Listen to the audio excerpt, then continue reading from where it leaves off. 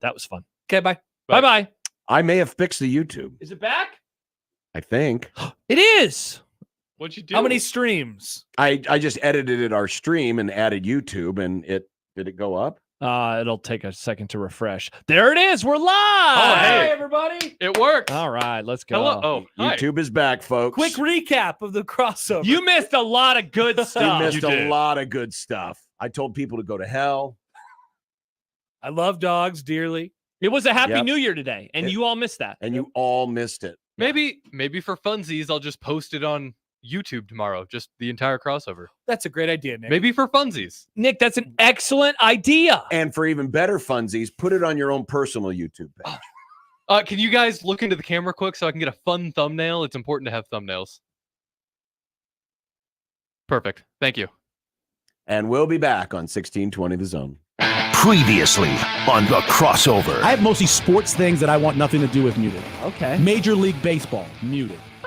Baseball, muted. I thought you loved the Mets. I did. Yeah. Mahomes, Chiefs, Harbaugh, Wolverines, Michigan, FIFA World Cup, Goal, Qatar, World Cup, VAR, USMTNC, World Cup, Wordle. I got lots on here. Mornings with Sharp and Hanley. The Connor Happer Show. Unsportsmanlike Conduct. 6A to 6P. 1620. The Zone. Your Omaha area forecast from the Godfather's Pizza Weather Center and KETV Newswatch 7 on 1620 The Zone. Another mild day ahead for Wednesday. Expect partly sunny skies for the majority of the day. Southwest winds will shift more northwesterly in the afternoon. Not too breezy with gusts 15 to 20 miles per hour possible. Can't rule out a stray sprinkle after 4 p.m., but most will stay dry. Highs in the low 70s. I'm meteorologist Sean Everson from KETV Newswatch 7. 1620 The Zone's Unsportsmanlike Conduct, brought to you by a great friend of the program, Union Bank and Trust. It's no longer a question of if something is coming. It's when.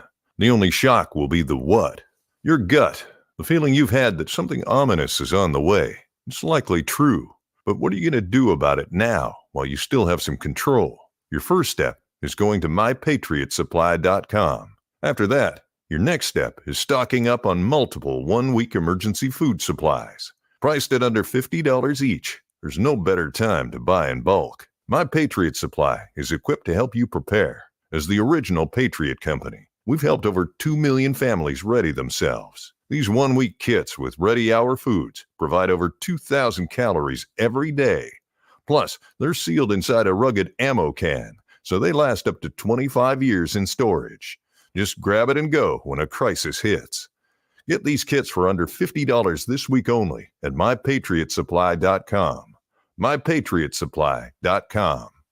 I have never seen this before. Hi, John with Saul's Jewelry and Loan. The price of gold is the highest it's ever been. Now is the time to get the best price on your broken jewelry, chains, and diamond jewelry. Saul's has been around a while, and trust us, now's the time. Saul's Jewelry and Loan.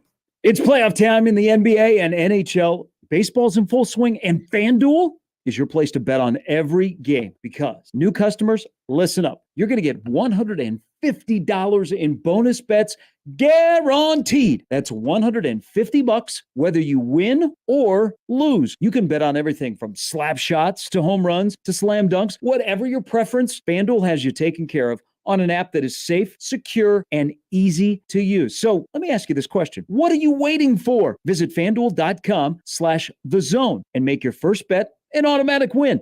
It is FanDuel, America's #1 sportsbook. All you got to do is go to FanDuel.com/thezone. That's our promo code. That's the entry into FanDuel, America's #1 sportsbook. 21 over, present, Iowa. First online real money wager only. $10 first deposit required. Bonus issued as non-withdrawable bonus bets that expire 7 days after receipt. See terms at sportsbook.fanduel.com. Gambling problem? Call 1-800-BETS-OFF. To my newborn baby boy, the day you arrived was one of the happiest days of my life. Right up there with the day I bought my RV from that guy on the internet and insured it with Progressive. What a deal.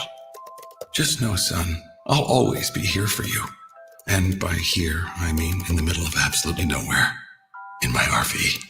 Protect your baby with an RV policy from Progressive. Take as little as 4 minutes to see what you could save at Progressive.com. Progressive Casualty Insurance Company and Affiliates. The greatest American rock and roll band in history, Aerosmith, present Peace Out, the farewell tour. Aerosmith with special guest the Black Crowes. CHI Health Center, Omaha, Friday, November 15th. Get tickets this Friday at 10 a.m. at Ticketmaster.com. Aerosmith with the Black Crowes, the farewell tour. Peace out. Hi, this is Doug Nodgard with Equitable Bank. Great service never goes out of style. When the digital age dawned, many said computers would be able to handle many of the interactions that used to take a person. Boy, were they wrong. How many times have you called your bank and gotten a recording to press 1 or 2? Not at Equitable. Not only does Equitable answer your call in the first ring, it's answered by a human being. That's because Equitable Bank values its customers. Equitable Bank, we take banking personally. Member FDIC. Getting quality employees to fill positions in your company is essential, but finding those people can be a major hassle, unless you use ZipRecruiter. ZipRecruiter makes finding quality people a breeze. And right now you can try it for free at ZipRecruiter.com/radio. With ZipRecruiter, one click sends your job to hundreds of top job sites. But more than that, ZipRecruiter's advanced technology identifies the candidates with the skills you need, sends you a list of great matches to review, then actively invites them to apply for your job. And the results speak for themselves.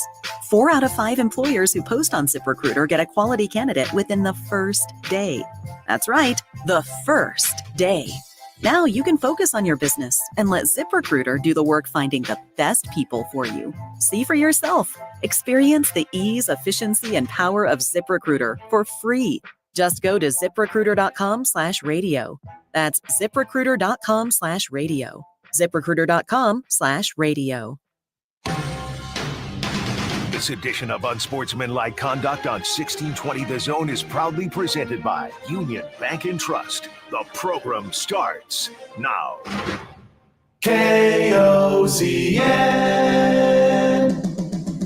Unsportsmanlike Conduct on 1620 The Zone. Husker Athletics, Creighton, and yes, UNO. Don't miss a moment, they'll give you your fix. They're on every day from 2 until 6. Spend your afternoons with John, Josh, and Nick.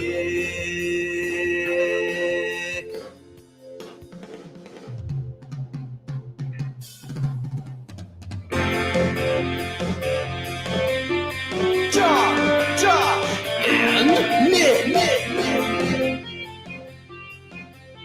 They'll show you what sports talk really is. Now it feels like our lives are complete. It does. We got a lot of comments to read, like this one from Jimmy. Go Cats. Adam says hello. Aaron and Papillion says yep. And Tony says hurry. Wow, this is why we have YouTube. Unsportsmanlike Conduct on 1620 The Zone.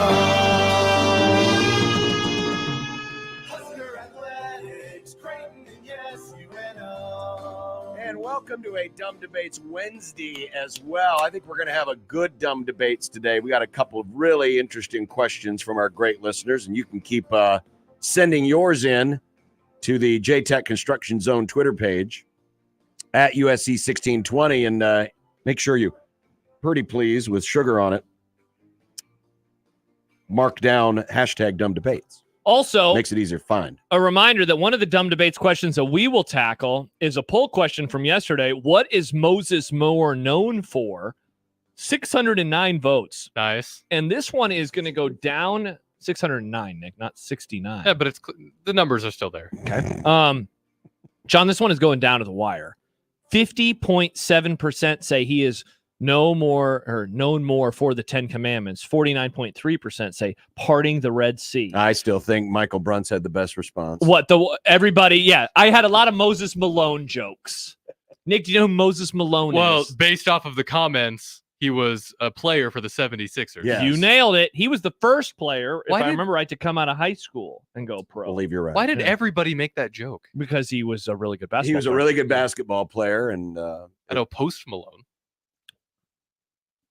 That guy's voice does not match his face. No. That's every time I think He's about also him. got insane range. I don't know what his face is or what he Search Moses Malone, John. No, I know who Moses Malone is. Or Post Malone, excuse me. Search Post Malone. Well, if I do that, then I got to play it on the computer. It'll sound really Well, awesome. just look at his face, first of all, and then tell us what kind of music you think this person sings. It's actually fun because he John's going to judge this guy. He's gonna super judge. Well, us. of course, that's what you're asking me For to the do. You're record, asking me to judge what kind of music he does. I'm going to be on John's side on this. Post Malone. He has a lot of range. He's a very good musician. This looks like the skinny version. There's the heavier set country western guy who has a bunch of face Jelly tattoos Roll. that is very popular. This looks like his skinny brother.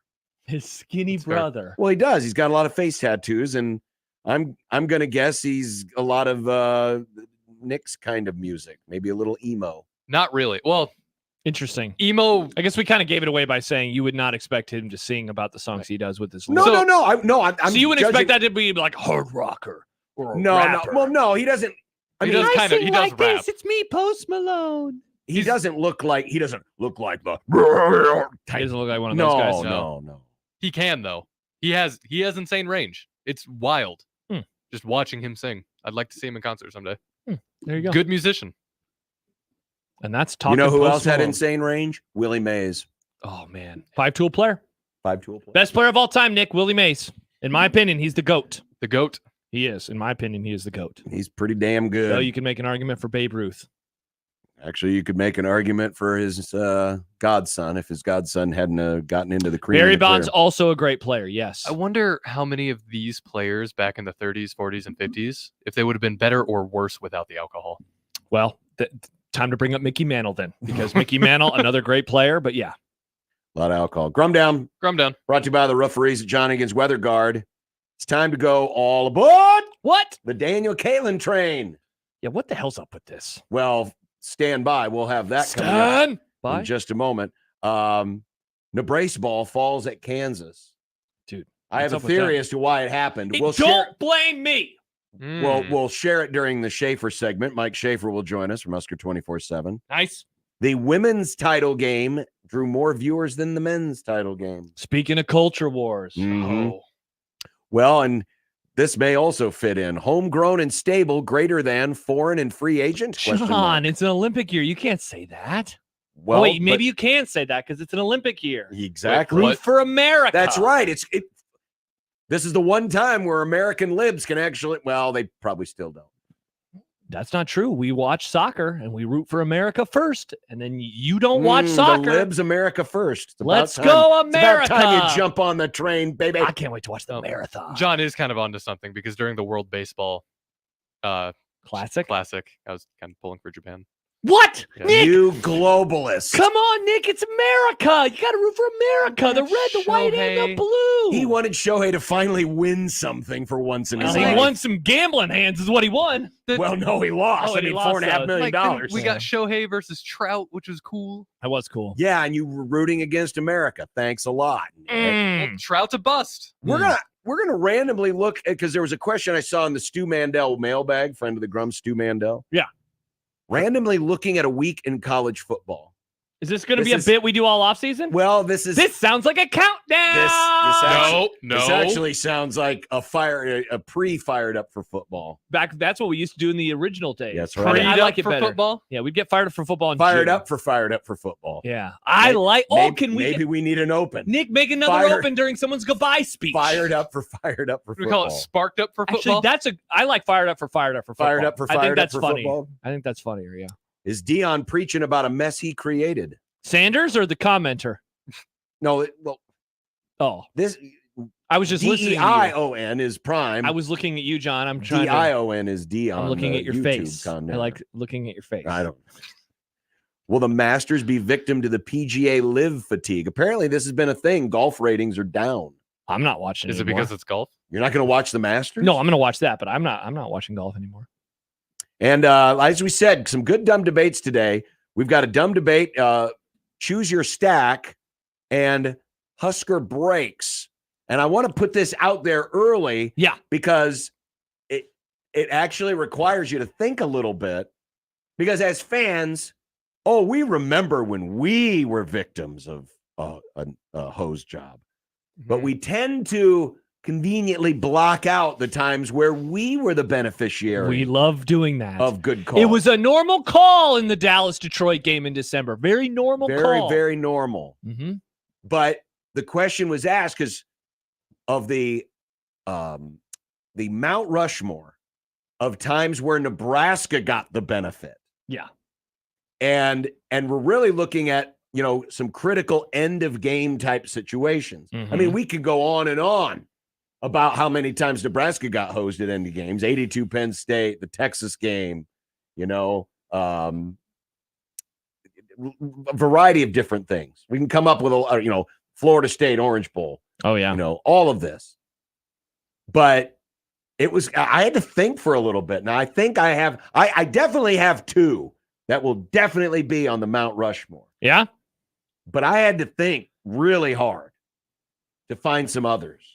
So if you can remember times, if you can allow yourself to pull bias aside and acknowledge, yeah, we probably got a break there.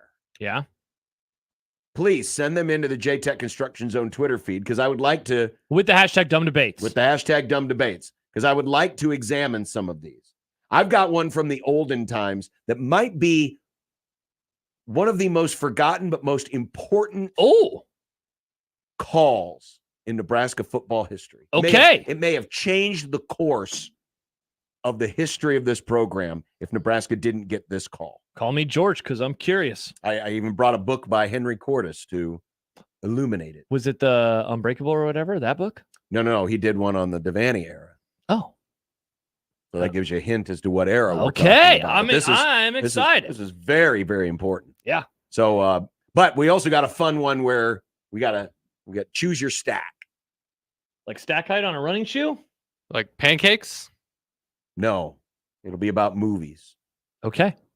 Coming up today, and send in your dumb debates. Even if we don't get to yours today, we do archive them. Yeah. And send them into the JTech Construction Zone Twitter page at USC1620. You can also hit us up, Equitable Bank inbox, John at 1620thezone.com or Josh at 1620thezone.com. You can call the 42 degrees or text the 42 degrees, the source hotline, 42 degrees, by your mom's house. Or the unsponsored YouTube comment section, which is back and running again. Folks, thank God. Thanks to the folks at StreamYard and YouTube for fixing the glitch. Yeah, Tony writes, the hype monster is running wild. Yeah, we'll also play that at some point today because Nick worked very hard and missed a boss's goodbye speech.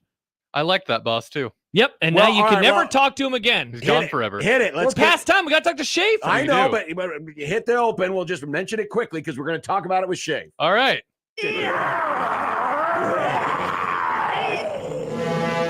Nebraska is the reigning 20-time offseason national champions. Today, Unsportsmanlike Conduct recognizes excellence in spring practice with the hype monster of the day.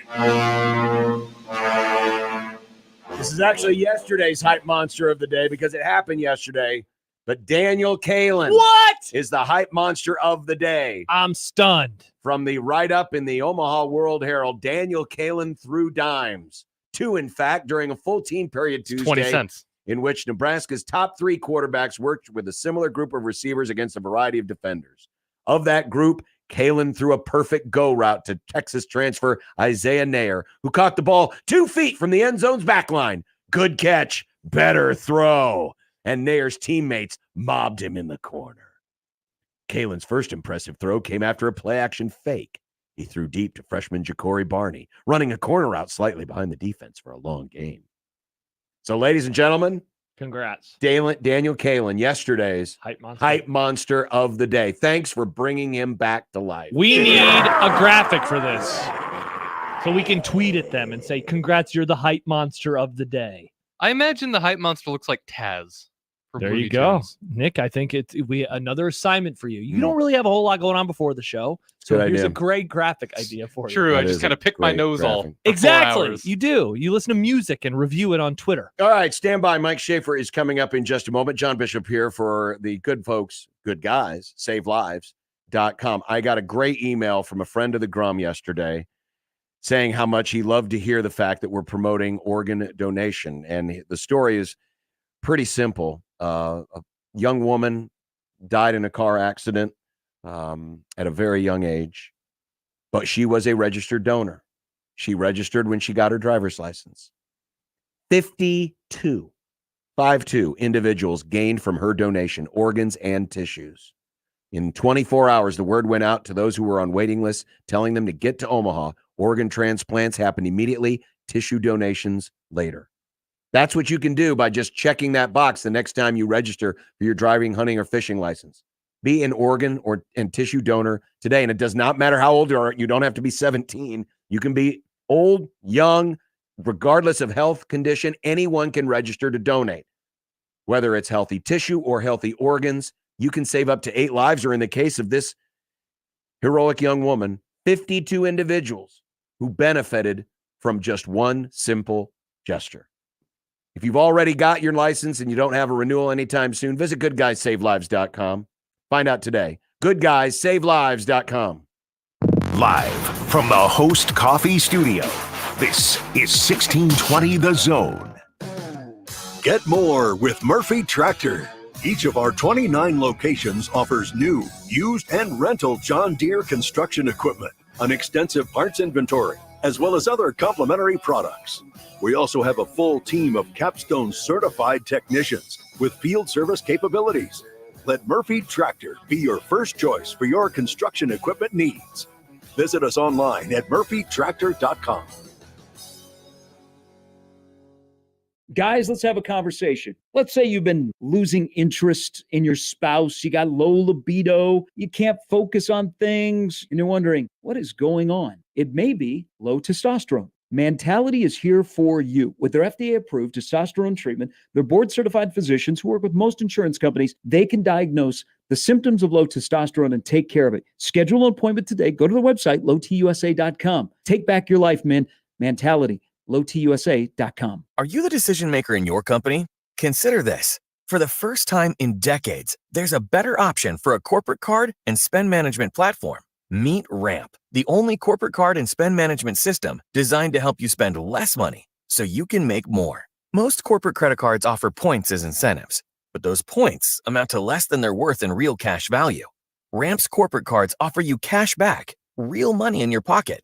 Plus, you control who spends what with each vendor, and Ramp software collects and verifies receipts automatically, which means you'll stop wasteful spending and close your books in hours instead of days. Businesses that use Ramp add up to 5% to their bottom line the first year. If you're a decision maker, adding Ramp could be one of the best decisions you've ever made. And now, get $250 when you join Ramp. Just go to ramp.com/sports. Ramp.com/sports. RAMP.com/sports. Cards issued by Sutton Bank and Celtic Bank, members FDIC. Terms and conditions apply. I'm Omar Reese with NFL Network Now on the Westwood One Radio Network. Cowboys receiver CeeDee Lamb, getting set to enter the 5th and final year of his rookie deal, says he's not worried about a long-term extension right now. Lamb telling TMZ that his focus is simply continuing to help the Cowboys chase a championship and plans to be in Dallas this upcoming season. Meantime, pre-draft visits continue leading up to the NFL draft beginning on April 25th. Texas receiver prospect Xavier Worthy, who set the combine record for the fastest 40 time ever of 4.21 seconds, met with the Cardinals and Bears this week, according to NFL Network insider Ian Rappaport. Edge rushers Laiatu Latu, Chop Robinson, and Jarrett Burst also taking visits this week with teams that have early to mid first-round picks. And two-time Super Bowl champion defensive back Logan Ryan announcing his retirement on social media Tuesday after 11 seasons in the NFL. This has been NFL Network Now on the Westwood One Radio Network. For nearly 2,000 severely injured veterans, everyday life has become filled with barriers. So we build specially adapted homes at Homes for Our Troops. And thanks to our donors and supporters, this life-changing gift of freedom is provided mortgage-free to these veterans. But we need you to join us too in completing this important mission. Please visit hfotusa.org and help build homes and rebuild lives. On the battlefield, there's a saying America's military men and women live by. Never leave a fallen warrior behind, ever. Off the battlefield, Wounded Warrior Project operates with the same goal. Wounded Warrior Project was created to help our men and women returning home with the scars of war, whether those scars are physical or mental. Wounded Warrior Project. We never leave a fallen warrior behind, ever. Learn more about what we do at woundedwarriorproject.org. My taco pie is really something special, and it can't be imitated. It starts with my zesty taco sauce, seasoned beef, onions, lettuce, tomatoes, mounds of cheddar, and mozzarella cheese. This pie is the real deal. For a limited time, build your own feast with the specialty pizza, like my taco pie, a one-topping pizza, and cinnamon monkey bread. Do yourself a favor and order. Today, Godfather's Pizza. Do it. A team succeeds when they work together. Banking's no different. At UBT, we're in your corner for every financial move you want to make. Your money's backed by a roster of experts who put in the work to know you and your community. So whether you're opening a savings account, buying a home, or planning your future, you always know who to turn to. Working together toward your financial goals. That's a win in our playbook. Union Bank and Trust. Equal housing lender, member FDIC.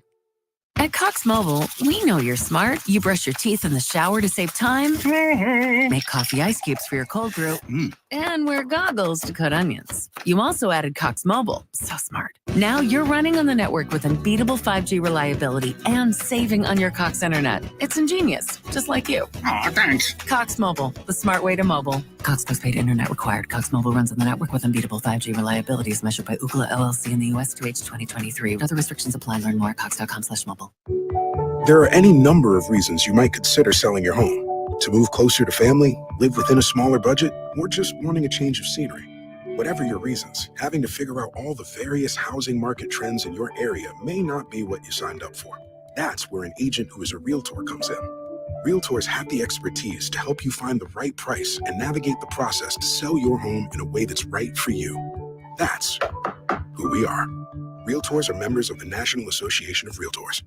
The Zone Hotline is powered by 42 Degrees, The Source, by your mom's house. Omaha Kings FC, Omaha's professional Major League indoor soccer team, welcomes the 2024 MLS League Finals to Omaha's Baxter Arena. Join the Omaha Kings and Chicago Mustangs April 12th at 7 p.m. with 2 back-to-back semifinal matches starting at 5 p.m., but only 1 ticket needed for both games. The first match is scheduled for 5, then it's the championship match on Sunday, April 14th at 2 o'clock. Tickets at Ticketmaster.com, the Baxter Arena box office, or by calling 402-554-MAVS. Get your tickets now. Nebraska State Veterans Homes are here to serve veterans, their spouses, surviving spouses, and Gold Star parents. Join your fellow veterans and their families at one of our homes in Bellevue, Kearney, Norfolk, or Scottsbluff. With a sliding scale to determine your financial contribution, an excellent clinical team, and plenty of fun activities, our homes are the perfect retirement choice. Learn more at veterans.nebraska.gov/homes. Sponsored by the Nebraska Department of Veterans Affairs, aired with the Nebraska Broadcasters Association and this station. Tickets for less. Best seats, best prices, no service fees. Shop ticketsforless.com. KOZN Bellevue, Omaha, Council Bluffs. This is 1620 The Zone.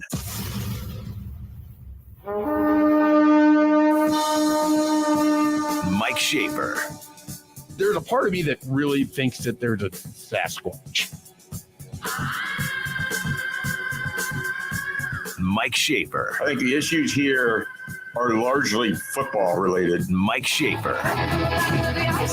People are like, oh, the Vikings are terrible. It's like, yeah, terrible teams always go 13-4. Mike Schaefer. I don't feel good for anybody. All my entire life is rooting for sports teams that get as tantalizingly close as possible and then don't win. Mike Schaefer. I have no joy in my heart for you or you or you.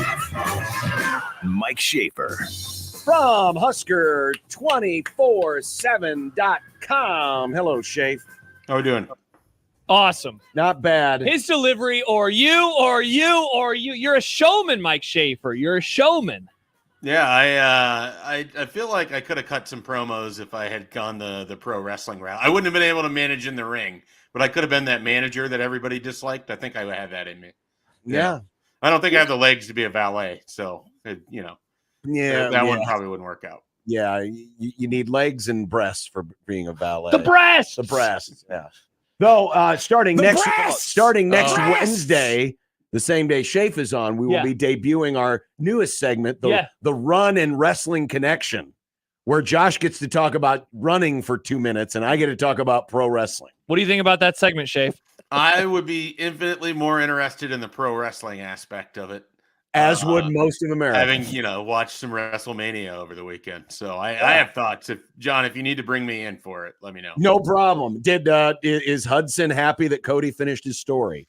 I don't think he has a lot of thoughts on what Cody Rhodes accomplished.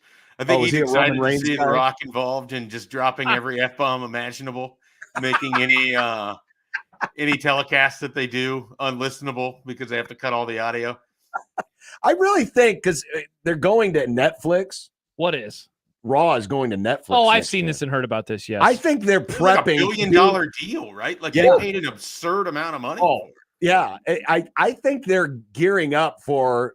I think we're going to get R-rated, like unbleeped out words. I think that's what they're prepping for the Netflix. They're bringing the swearing back to wrestling. Yes, bring back the swearing. Hey, Schaefer, you are famously of being a curmudgeon. You have at times. So I wanted to ask you this. Are John and I being curmudgeons in our lack of enjoyment of the Keisei Tominaga 3-point extravaganza, or better yet, when we make fun of people for enjoying it? Is that curmudgeon-y, or is it something else entirely?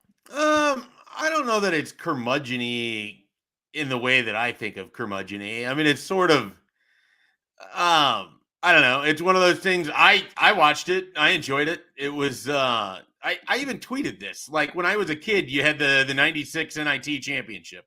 This is what the youth have to celebrate for postseason Nebraska basketball. Yeah, I think they should put a banner up in Pinnacle Bank Arena and just celebrate this, because what else do you have? Right? I mean, it's said in jest, but in all honesty, he is one of those players that people have connected with far more than what is normal in today's college sports scene. I mean, I think we're used to guys coming in and especially in Nebraska basketball being here for 1 or 2 years and moving on with their career. And, sometimes they're Delano Banton and they actually have an NBA career, and you forget that they were not particularly well liked and didn't play as much towards the end of their Nebraska career. But, so he's just captured people's hearts and imaginations in a way that few other college athletes have. Like, if this was like Thor or Matej Kavas, or just pick out some other random 3-point shooter that spent like 2 years at Nebraska, I don't think that people would have reacted how they have. But because it's Keisei and he won, and he's kind of a showman in his own right, I think people really, enjoyed that. And like I said, I watched it. It's probably the first and only 3-point college contest I will ever watch. And I fully regret how much of the dunk contest I watched. That was terrible. Are dunks even cool in 2024 anymore? It's really not. Like in the run of a game, yes, a guy throws down a huge dunk. Yeah, absolutely. Because that's happening with actual right. Yeah, because that's happening with actual resistance. This is just contest. It's like watching, a highlight of a guy at spring football throwing against air, and it's a great pass, but I mean, I'm not enthusiastic about this. So I feel like the dunk contest is just dead in 2024. Wow. That's my biggest takeaway. Schaefer, you couldn't have set that titleist on the tee any better, because my first question, speaking of guys throwing against air, well, kind of. Nice. Daniel Kalin, the hype train. He just earned our first hype monster of the week. Congrats to Daniel for his breathless friend of the program. He is. He was on the College World Series. He was. But in all seriousness, and I asked this question of your colleague Michael Bruntz yesterday, should we at least leave the door open a possibility this could be your starting quarterback on day one? I don't think so. I like Daniel a lot. I enjoyed all of my interactions with him.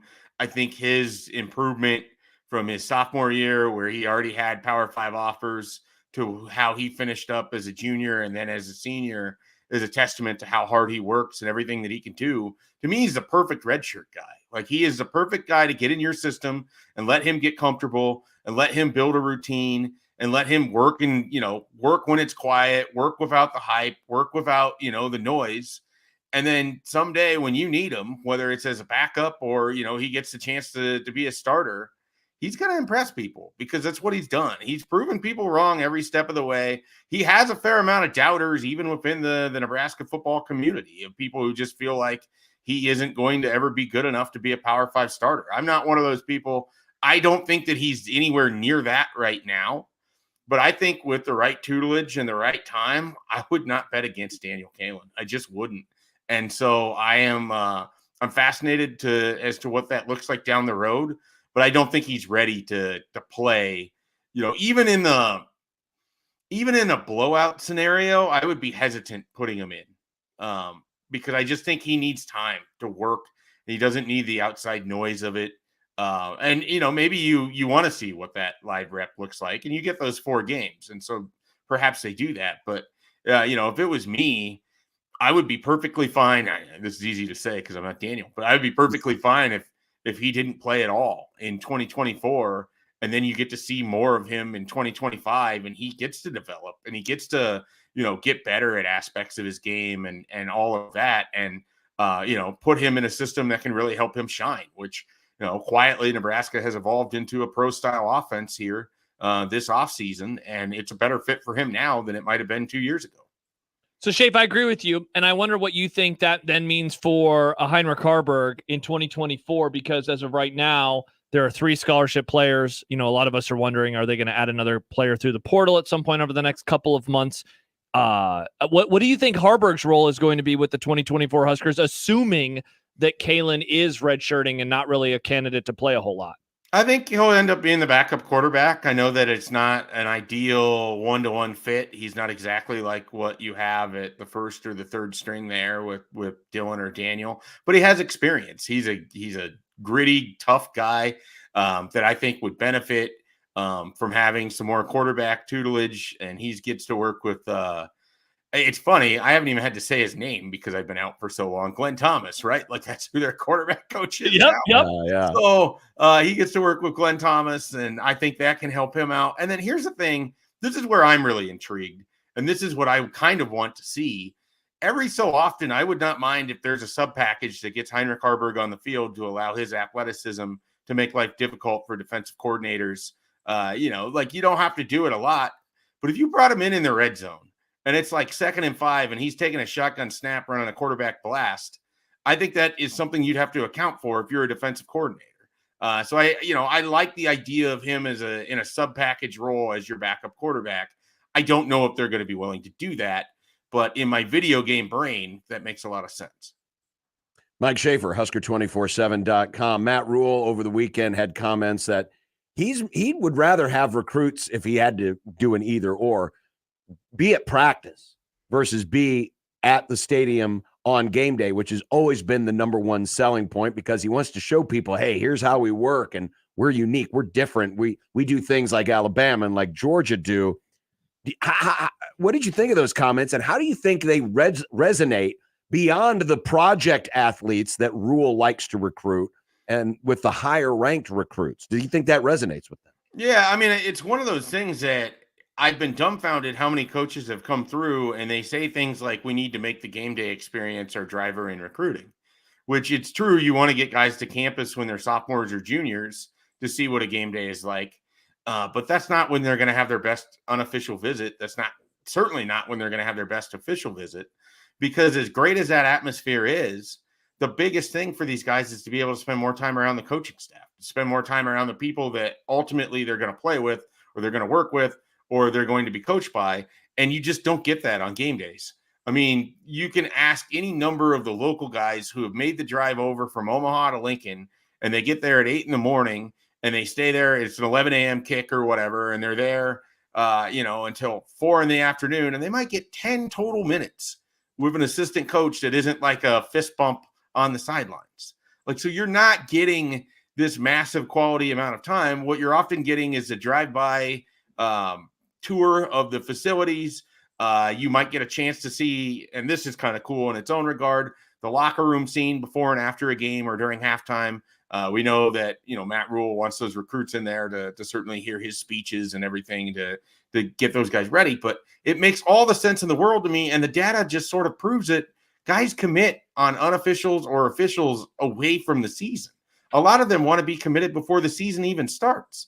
So the game day visit isn't really relevant. And that's what makes the spring game kind of a secret weapon for Nebraska, where you get both of those. And if you get guys that come in on Friday and you have a walkthrough, then they can see the practice. They get the time with the coaches then, and then they get the game. And obviously there's going to be 7 million recruits there. And so there's going to be hard to divide your amount of time. But it is a nice sort of easy way to get the best of both worlds. But I really do appreciate that there's a head coach who's finally saying something that those of us that have covered this and those of us that have looked at it critically have known for close to a decade. Like, game day visits do not have the same commitment rate or same value for senior or will be senior recruits as what they used to be 15, 20 years ago. It's just a different sport altogether. And you had to evolve. And for whatever reason, Mike Riley, Scott Frost, Bo Pelini, and their recruiting coordinators, they kept saying the same company line of, we need to show off the fans. We need to show off the atmosphere. That's not why they're committing anymore. It is really important. And don't get me wrong, it is a huge piece of all of it. But they're committing to these coaching staffs, and they're committing to the people that are in the room the other 6 days of the week, not the people that are in the stands on Saturday. So are the practices then as unique as they talk about them being for these players, where they come in? I can't say. I mean, I've never been to a Georgia practice with Kirby Smart. I've never been to a Nick Saban practice. I have no way of really being able to quantify that. I do know this, talking to recruits that go to practices, they often have a strong feeling. And these are guys that have been, like Gatlin Bear had been everywhere. And he talked about the intensity of which Nebraska practiced with, the intensity in which the coaches would talk, and these are recruits that have seen other places. So I think Nebraska's practices stand out for the uniqueness and how they do things, or in the way that guys are coached. And one of the things is there is some interactivity where you can kind of talk to your position coach or your future position coach or your could-be position coach while he's actually coaching people at your actual position. So you can get immediate feedback or immediate opportunities to learn. And I think that's where some of that value is. But I can't tell you, what the similarity is to what all these other schools are doing. I haven't really seen them. And if we're being entirely frank and honest, I haven't seen enough of a single Nebraska practice in close to 8 years. They don't have them open. And those open periods we see are not anything that you can take away, big overarching points from. You wrote about a possible recruit this week, someone who's got Nebraska on their list.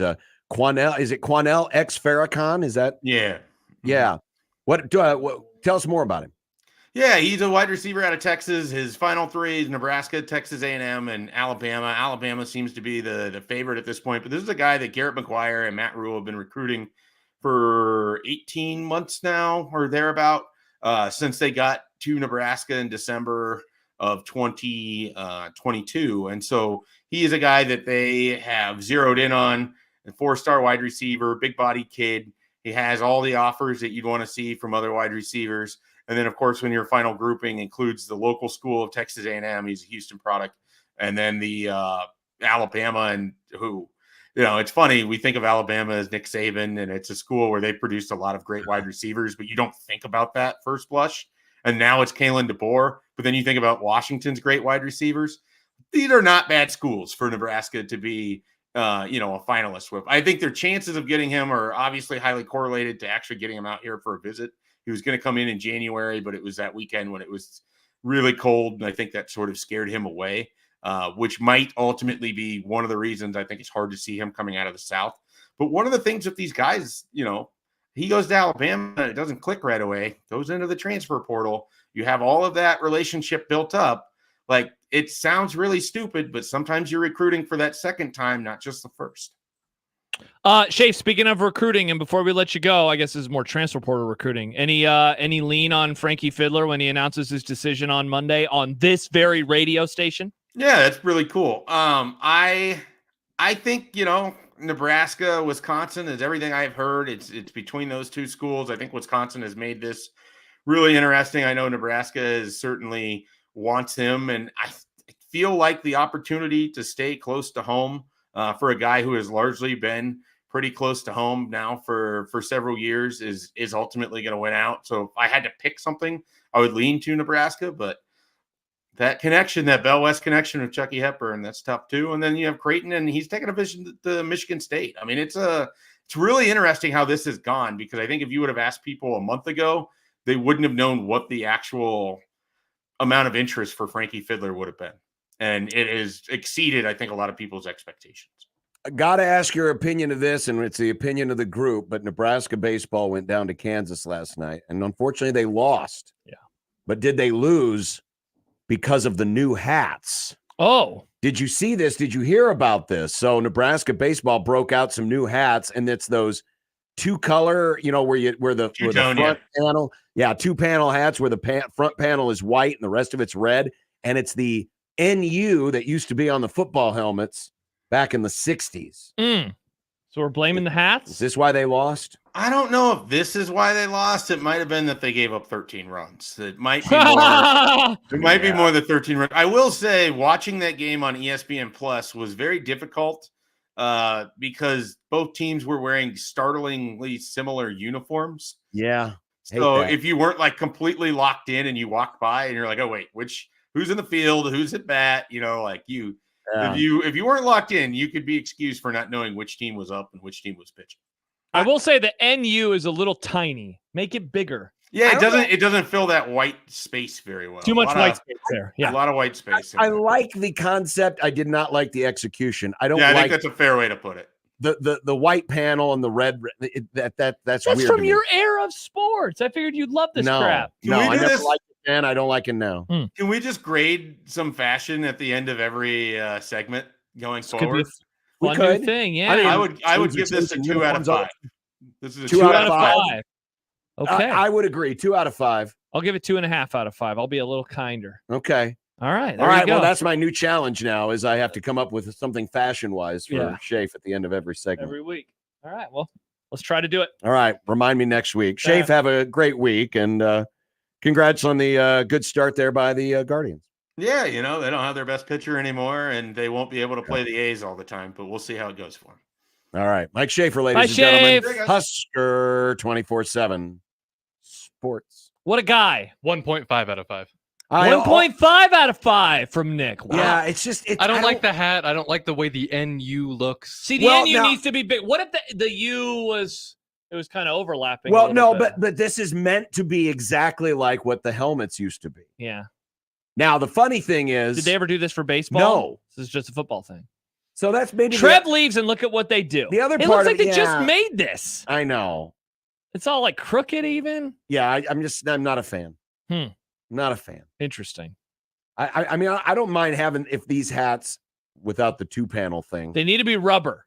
Were available for the fans, but for the baseball team, just give me the old school Nebraska baseball hats. Yeah. Those were pretty cool. Nebraska written in cursive? No, it was just an N. Just an N. But it was a baseball N. It was a baseball. What's a baseball N? Well, you'd have to look it up, but I don't know. All right. Baseball, ladies and gentlemen. Baseball. Failed to mention during the Grum Down. Yeah. And this was no slight intended. We have a baseball player on the show? Yes, Steve Sipple. Noted baseball player Steve Sipple will be joining us here in about 40 minutes. I bet he'd be a pretty solid second baseman. Tough luck. It's like for the worst fielders, right? I don't know how Sip would be as a baseball player. He definitely played when he was a not youngster. right now. Let's ask him what position he played. Like if he would have applied himself. Well, when he was a kid, that's all baseball. That's the only sport they had. They had baseball. Yeah, seriously. Was that a horse race? We had midnight tag. We had Red Rover. Behind the tag. And rugby. Yeah. Even rugby. Yeah, I agree. I didn't like it when teams. It's like when the Rockies played the Cubs in the spring training. Yeah, it was hard to tell which team was which because they were both wearing their solid tops and pants. And unless you were really in tune, you would have had a miserable time being colorblind. Now you know what it's like. Welcome to my life. In the words of Simple Plan. Being the Helen Keller of the colorblind world. Do you see that there are people that are denying that Helen Keller is Helen real? Keller deniers. They're denying that she was actually blind or deaf. That has to be a bit. Okay, John, Flat Earth also started out as a bit. Okay, no offense to the younger generation, I bet most younger people don't even know who Helen Keller is. I think They still teach school. about her. I think Why do we learn about Helen Keller? Because she was blind and deaf and did all these cool things. Is it though to make us feel lazy? Because like, look, Helen Keller learned how to read and she can't even see or hear. I always took it as it's a story meant to teach kids that they can overcome. What sucks is she could never get into podcasts. She couldn't. Because she couldn't hear. I saw a billboard in Helen Keller's hometown where it said, "See Helen Keller's childhood home," because she never got to. Wow. Josh, would you be the person that would tell Helen Keller, "Hey, can you sign at double speed because that's how I like to listen to my podcast"? I would love to. Yes, please, Helen. You look like a Helen. She says, "I don't know what I look like," but people think she did know what she looked like. Yeah, people are denying that she was either actually blind or deaf or both. Interesting. Whether or not that's the case, there are still blind and deaf people who have accomplished beyond their disabilities, and that's a good thing. Why do we care? I mean, obviously I care because it is true. She was an actual person. But I don't think people are denying if she existed. I think they're just denying her credentials. Wow. I don't know how she has a media pass. She'll show the credentials. Yeah. What year was Helen Keller? She was born in 1880. I don't think they had bits back then. I think she was good committed. point, Nick. Yeah, she was diagnosed 19 months old is when everything went.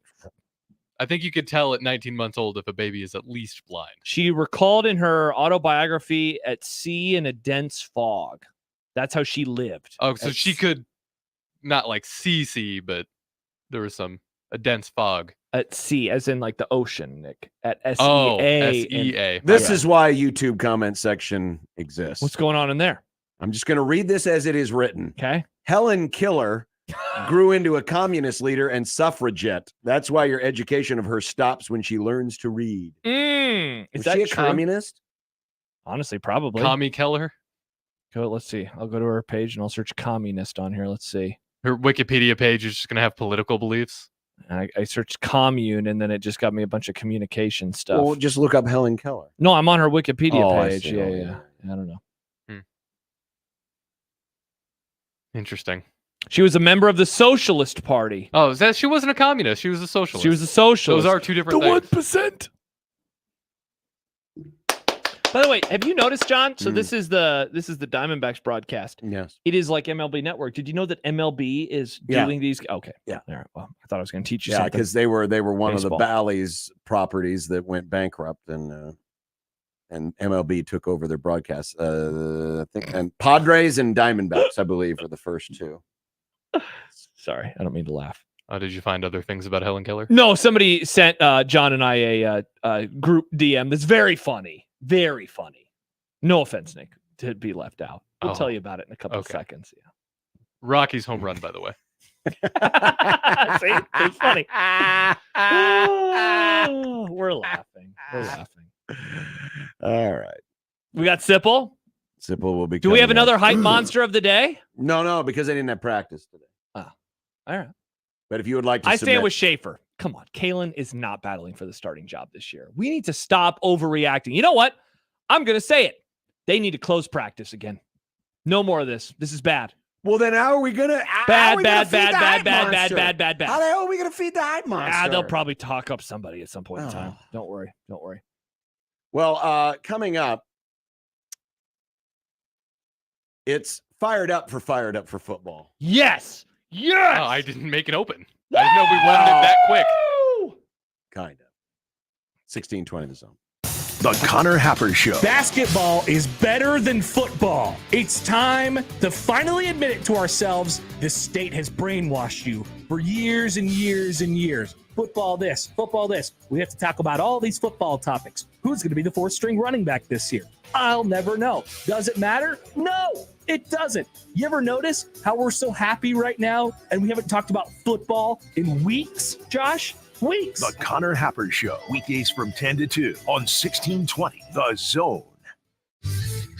Your Omaha area forecast from the Godfather's Pizza Weather Center and KETV News Watch 7 on 1620 The Zone. Another mild day ahead for Wednesday. Expect partly sunny skies for the majority of the day. Southwest winds will shift more northwesterly in the afternoon. Not too breezy with gusts 15 to 20 miles per hour possible. Can't rule out a stray sprinkle after 4 p.m., but most will stay dry. Highs in the low 70s. I'm meteorologist Sean Everson from KETV News Watch 7. 1620 The Zone's Unsportsmanlike Conduct, brought to you by a great friend of the program, Union Bank and Trust. Are Nebraska craft beers and ciders important to you? Whether you just love Nebraska brewed beers and ciders or you're a full-fledged craft brewery, there are benefits to membership for anyone with the Nebraska Craft Brewers Guild. Their sole mission is to foster and help grow the Nebraska-centric brewing community. Become a member today at nebraska.beer and help advance the craft beer and cider industry in the state of Nebraska. Find out more about the Nebraska Craft Brewers Guild at nebraska.beer. What does Saul's loan on? Almost everything, like jewelry, gold chains, bracelets, earrings, wedding rings, and high-end watches, guns, electronics, $10 to $50,000, super fast and easy with no credit check. Saul's loans on almost everything. Your Omaha Stockmen are kicking off their 10th season and have their home opener at Ralston Stadium on April 27th at 7 against their Heartland Football Association foe, the Newton Nighthawks. Their home opener is also their 4th annual Sammy's Superheroes Childhood Cancer Night. This has become a fan favorite night with kid captains and raffle items, with a portion of ticket sales going directly to the foundation. The Omaha Stockmen home opener and Sammy's Superheroes Childhood Cancer Night, April 27th at 7 at Ralston Stadium. It does not matter that the madness of March is finished because we've got so much going on now in sports. John and Josh here to tell you about the FanDuel Sportsbook.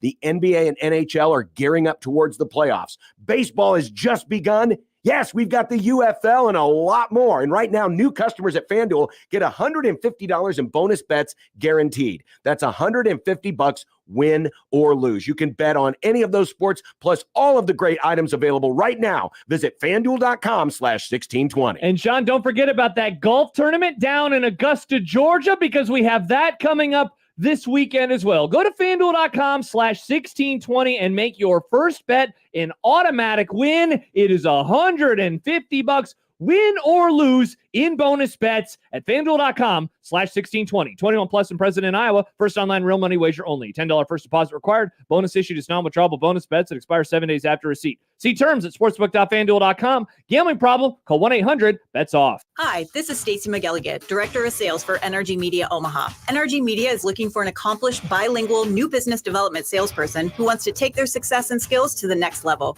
Is this you? Our multimedia account executives work with local businesses to create marketing plans to help them get more customers. On air, digital, on site, audio, video, it's all part of what you could sell. A sales career with NRG Media lets you make a real difference in our community. Get more info and apply online at nrgmedia.com. NRG Media is an equal opportunity employer.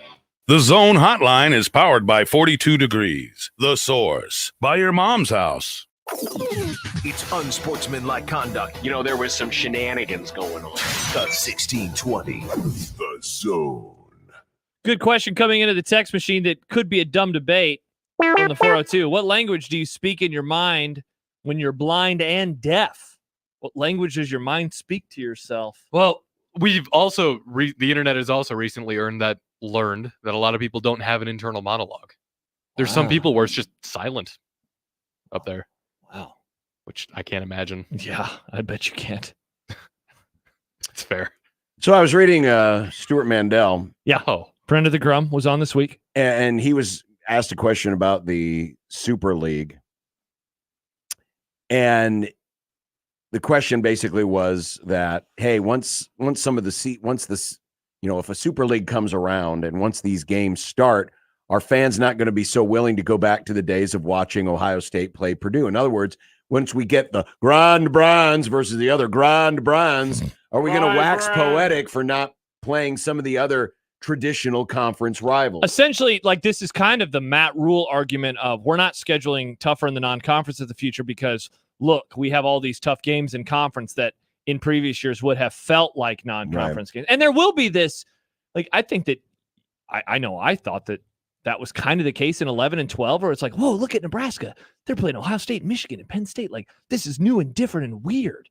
it felt like non-conference games. Sure, even though it was conference. Now, a decade later, I don't view those games. No, you don't. But I know that now the West Coast schools, it will feel a little bit like, non-conference games for a few years as we all get used to this. But it wasn't so much the spirit of the question as it was asked, but how Mandel answered that sparked my curiosity. As he wrote in his answer on October 12th, he said the kind of intersectional marquee matchups we'd only get a few times a year, mostly in the first few weeks of the season, will be season long, sometimes multiple times per week. On October 12 alone, we have Ohio State, Oregon, Penn State, USC, and Oklahoma, Texas as an SEC game.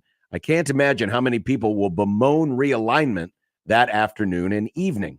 So my question is, are folks going to forget how much they hate realignment when they start experiencing the weekly schedule? And we can actually look to this year as an example, because literally one conference that we have been accustomed to seeing our entire lives will be gone. Yeah. Pac-12 will be gone. And There's no such thing as Pac-12 after dark. So their schools are dispersed in the Big Ten, of course, and then the Big 12. Mm-hmm. And I guess this, and the Big 12 is going to feel much different because it's a conference that, for better or for worse, was defined by Oklahoma and Texas since its inception. That's been the kind of the definition since the Big 12's inception. Since the Big 12's inception. Yeah, since the mid 90s. That certainly the early 2000s. Yes.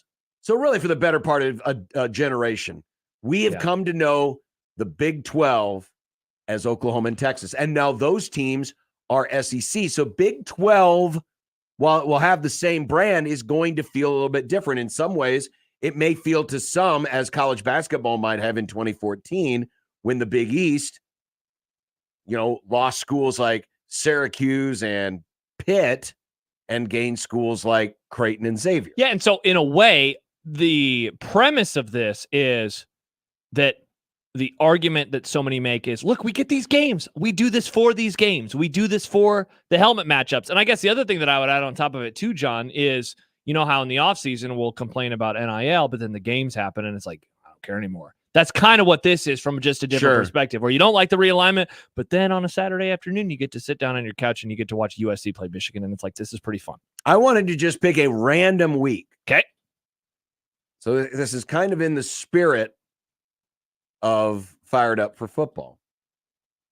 I wanted to pick a random week, and I was strategic. I guess I shouldn't say totally random, but I wanted to be strategic. I wanted to pick a week that was deep enough into the season, but sometimes isn't always noted. I mean, for example, first week of October, you start getting into some of the traditional rivalries, Oklahoma, Texas. Once you get, into November, Alabama, LSU. It's Alabama, LSU. You get so there's Georgia, Auburn. There's certain benchmarks. So I wanted to pick a week that isn't necessarily defined either by it's an opening week or a weekend that like rivalry weekend where you get a traditional rivalry. Okay. The Texas-Oklahoma game is always the first Saturday in October. The Alabama-Tennessee game is the third Saturday in October, famously. Yeah. And there are certain placements where these games always fall. So I just wanted to pick a random week to see, is this premise true? Is this hypothesis true, rather? And it may be true, but we'll see. So we'll do that on the other side. Okay, perfect. And then we will welcome in Stephen M. Sipple to the conversation. Find out what position he played in baseball. Meanwhile, we're watching the Masters Par 3 contest, and I'm reminded tomorrow we should be dining on pimento cheese sandwiches. Yes, actually, the listener, Adam, who bought this for us, he sent me the shipping tracking. I will open it up real fast before we go to break. It is, where's it at? I have the UPS tracking number, and currently, John, right now, it is somewhere. It'll be here tomorrow. It's in Kevin Kugler's tower on the 12th green at Augusta. Kevin, we're eating that, not you. It's in Indiana. It's outside of Indianapolis. Oh, wow. That sucks. Yeah. Well, that doesn't do us any good. Jeez. That's 10 Pat hours McAfee away. is going to be dining on it. Yeah. Give it to us, Pat. Ew. I was kind of planning on this for tomorrow for the first round of the I Masters. know. It'll be here. It says it'll be here tomorrow. They'll drive the car really fast. Will it show up at 5:15 when that we're would suck? Is it just going to show up in a golf cart? Is It somebody should. from Augusta just going to come? It should. With the golf cart? And it Just should be music delivered playing. by a guy wearing an all-white jumpsuit.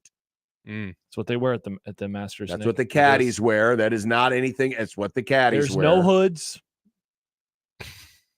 What? There were, but they're not anymore. 1620 the zone. Nick Grimm for Circa Sports Iowa. We have just talked about the Masters. They start tomorrow, by the way. And if golf is your sport of choice, or if you just want to make it a little more exciting while you eat your pimento sandwich, then the Circa Sports Iowa app is for you. They have odds to win, matchups, top 20 yes or no's, and other props like, will there be a hole in one? That one is at plus 175 right now, by the way. The Masters is also the type of event that Circa Sports Iowa was made for. When I talk about how they have large market bets, the Masters is an example of that. Other sports books keep a little more money on events like this, and Circa Sports Iowa does not. They have real people behind these lines. There's no guesstimating. They do research, and they find the right lines for these events, and they end up not keeping as much money as other places do, which means more money for you to win. They've also got tight money line splits for other sports if golf isn't your thing, like baseball. And they won't limit your account for constant winning. So if you're on a very nice streak, you don't even have to worry about it. Your money is safe. Circa Sports Iowa is available anywhere in the state of Iowa. Download it on your phone right now. If you or someone you know may have a problem with gambling, call 1-800-238-7633. For the Jays, the Huskers, and even you Jayskers, we are 1620 The Zone. At Cox Mobile, we know you're smart. You brush your teeth in the shower to save time, make coffee ice cubes for your cold brew, and wear goggles to cut onions. You also added Cox Mobile. So smart. Now you're running on the network with unbeatable 5G reliability and saving on your Cox internet. It's ingenious, just like you. Aw, thanks. Cox Mobile, the smart way to mobile. Cox postpaid internet required. Cox Mobile runs on the network with unbeatable 5G reliability as measured by Ookla LLC in the U.S. to H 2023. Other restrictions apply. Learn more at cox.com/mobile. The greatest American rock and roll band in history, Aerosmith, present Peace Out, the farewell tour. Aerosmith, with special guest the Black Crowes. CHI Health Center, Omaha, Friday, November 15th. Get tickets this Friday at 10 a.m. at Ticketmaster.com. Aerosmith with the Black Crowes, the farewell tour. Peace out. Getting quality employees to fill positions in your company is essential, but finding those people can be a major hassle, unless you use ZipRecruiter. ZipRecruiter makes finding quality people a breeze. And right now you can try it for free at ZipRecruiter.com/radio. With ZipRecruiter, one click sends your job to hundreds of top job sites. But more than that, ZipRecruiter's advanced technology identifies the candidates with the skills you need, sends you a list of great matches to review, then actively invites them to apply for your job. And the results speak for themselves. 4 out of 5 employers who post on ZipRecruiter get a quality candidate within the first day. That's right, the first day. Now you can focus on your business and let ZipRecruiter do the work finding the best people for you. See for yourself. Experience the ease, efficiency, and power of ZipRecruiter for free. Just go to ZipRecruiter.com/radio. That's ZipRecruiter.com/radio. ZipRecruiter.com/radio. Are you the decision maker in your company? Consider this. For the first time in decades, there's a better option for a corporate card and spend management platform.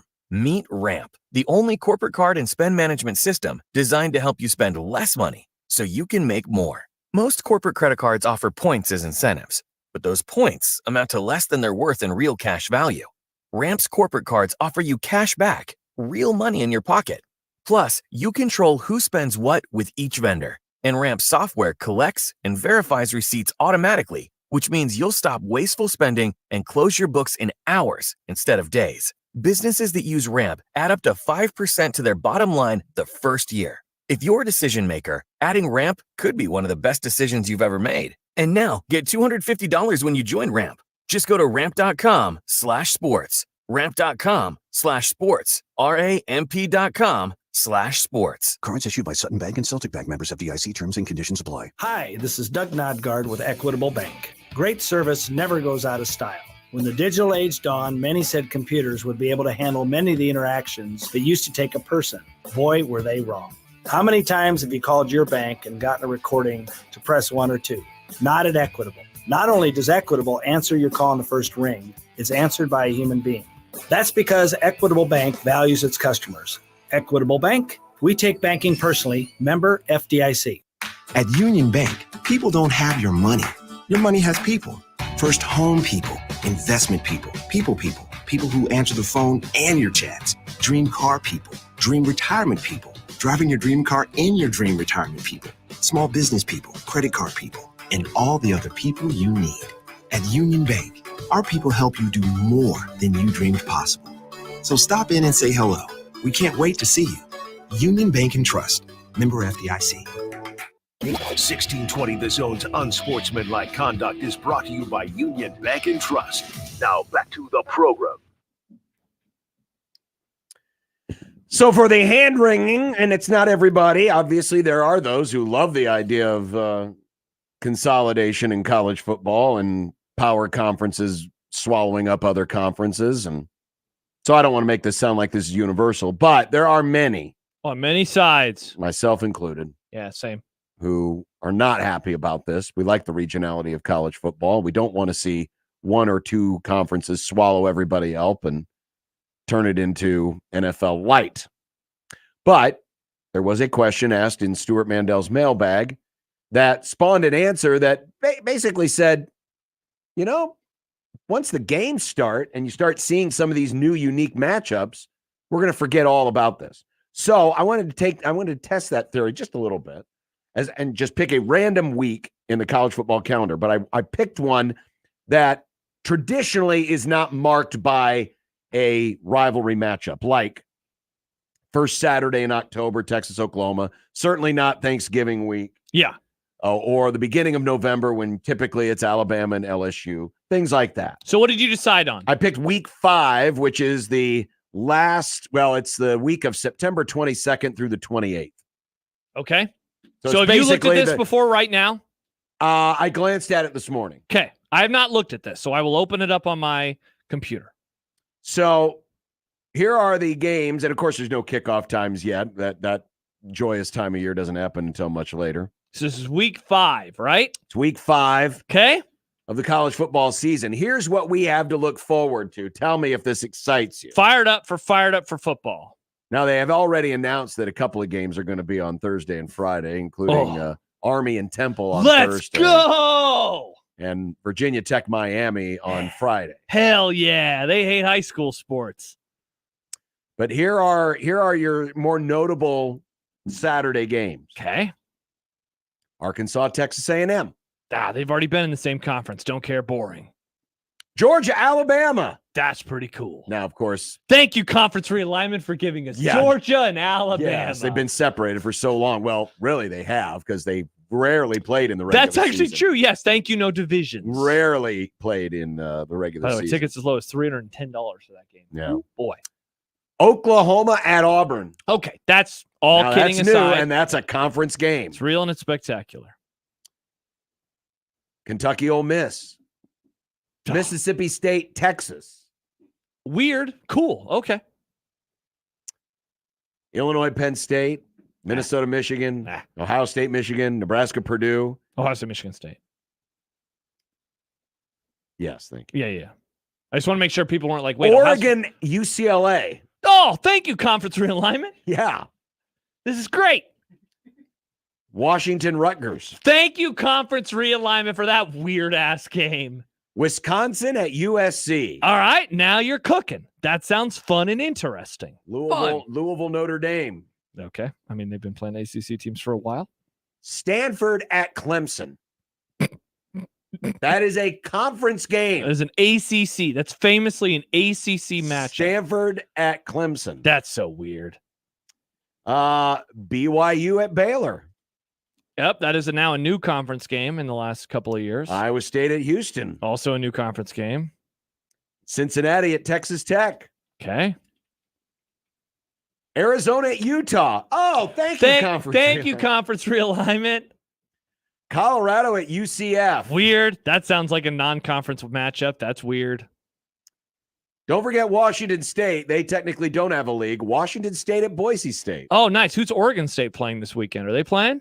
No, they're not. They're idle. They have an idle week. So there you go. It was fine. Nothing special. It was fine. Yeah. It was fine. Again, I realize not every week's going to be a banger, as the kids say. They do like saying that. But, it was fine. It's fine. It's fine. But I think to your point earlier, yeah, in 2012, 2013, when Nebraska was seeing Penn State again and Ohio State and then later Michigan, Iowa, it felt new and exciting. But now, it's old hat. Now it's old hat, and it's like, oh, okay. Now what Whatever. you need with them is if they have not developed into rivalries, which, I think we're all genuinely excited every year for Nebraska versus Iowa. I think because there's an intensity there. Yeah. If they have not developed into rivalries, you just hope that they're good games, or you hope that they're between good teams. Once the novelty wears off of Oregon versus Ohio State, you want them to just be teams that are ranked and there are stakes involved. And I assume that there will be in a lot of these years. USC is always like this kind of marquee opponent. No matter what league USC is in, they're always a marquee opponent. Why? Because they're USC. Same with Michigan, same with Ohio State. So you just hope that as they enter the league that they find some of their footing and they become a good program again. By the way, you were quoting ticket prices a moment ago. Yeah. Nebraska at Purdue, tickets as low as $18. Nice. That's cheap. $18. Nick, Wow. you going to go? The post-Zach Edey world of Purdue athletics seems rather depressing. Yeah, things have changed. They have changed just If a little I go bit. to that, it's just so I can throw things at Purdue Pete. Wow. That kind of feels like a weekend where Nebraska-Purdue may end up as a BTN special. I'm ruminating on a take in terms of television that I want to throw this at you, see what you think. Coach Prime comes to Lincoln, Nebraska. Right. They're not going to move it to Friday. We're going to talk about it later. There's an NFL game that day. Mm-hmm. Peacock. What do you think? Try to juice the subs. Try to get some people downloading an app and putting in credentials. Ooh. Nebraska hosting Colorado on Peacock. Trying to get a marquee matchup. I don't know. Now, I've just been ruminating. It depends on the pecking order here.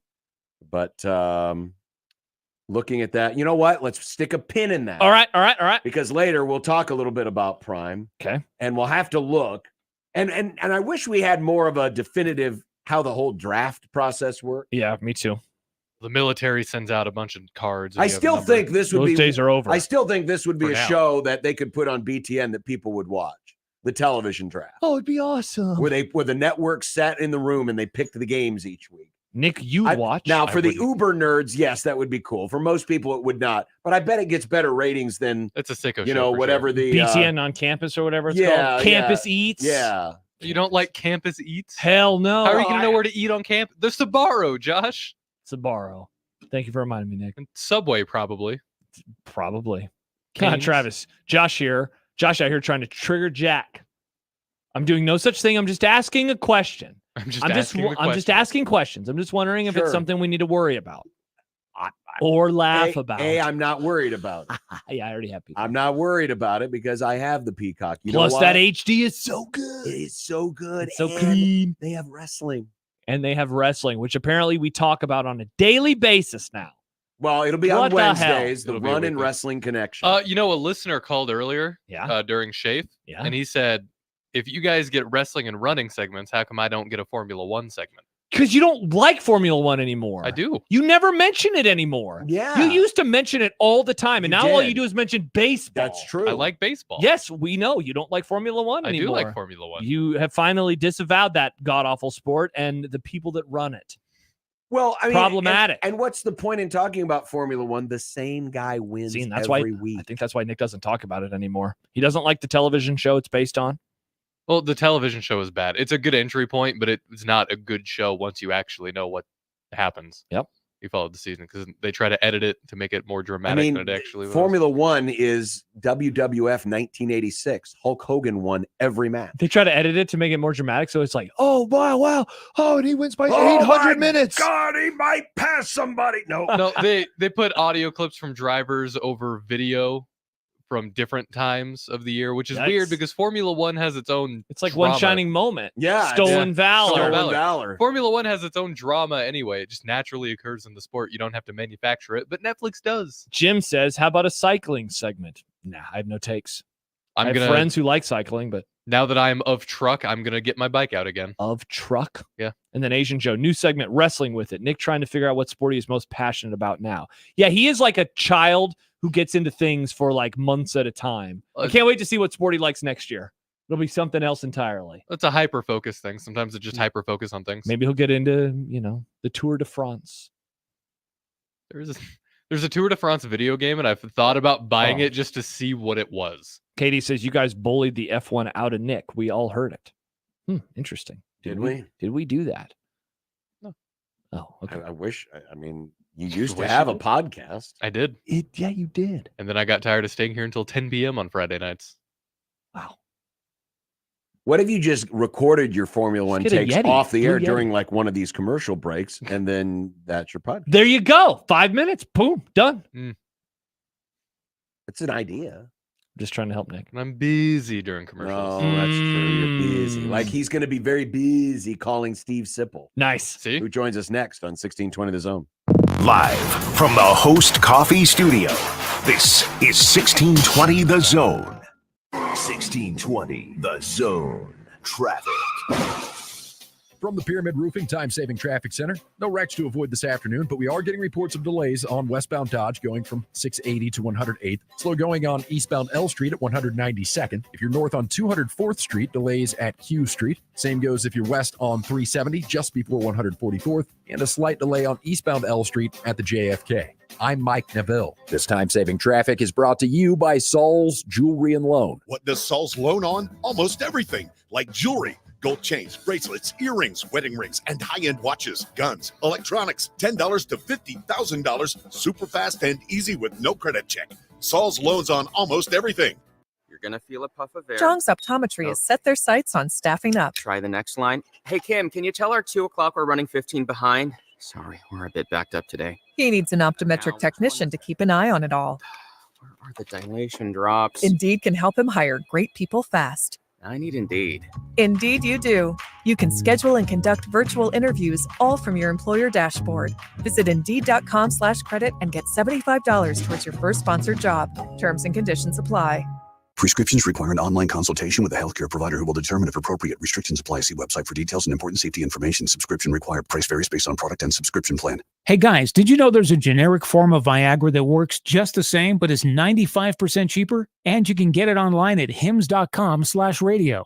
Through HIMS, you'll get a free medical consultation to determine the ED medication that's best for you, discreet shipping if prescribed, a 100% online process, and a range of treatment options, including trusted generic alternatives to the name brands, at up to 95% off. ED is personal, and at HIMS, so is treating it. Just go to hims.com/radio and get connected to a licensed medical provider online for free, with zero copay, no expensive appointments, and no awkward face-to-face conversations. To start your free online visit, you need to go to this exclusive address, hims.com/radio. That's hims.com/radio for your free online visit. hims.com/radio. Drinking and driving causes serious harm to friends, family members, and loved ones. In 2021, 65 people were killed in Nebraska by a car crash involving a drunk driver. Do not drink and drive. By drinking less, you can still be here for your loved ones. If you or loved one is looking for help, find a treatment facility near you at findtreatment.gov. For immediate support, call, text, or chat 988. Brought to you by Nebraska DHHS in partnership with SAMHSA. Car repair is car repair. Most places you go can change your oil or fix your brakes. The difference is the experience you'll get at Omaha Car Care. We're part of the community. We were born here, and we believe that our relationship with you should be built to last. We're going to consult you, not sell you. We're going to give you a free loaner car. We're going to treat you like a valued friend that we want to continue to see in the years to come. I'm Rick Betker, owner of Omaha Car Care, and we'll be along for the ride. Omaha Kings FC, Omaha's professional Major League indoor soccer team, welcomes the 2024 MLIS League Finals to Omaha's Baxter Arena. Join the Omaha Kings and Chicago Mustangs April 12th at 7 p.m. with 2 back-to-back semifinal matches starting at 5 p.m., but only 1 ticket needed for both games. The first match is scheduled for 5, then it's the championship match on Sunday, April 14th at 2 o'clock. Tickets at Ticketmaster.com, the Baxter Arena box office, or by calling 402-554-MAVS. Get your tickets now. Tickets for less. Best seats, best prices, no service fees. Shop ticketsforless.com. KOZN Bellevue, Omaha, Council Bluffs. This is 1620 The Zone.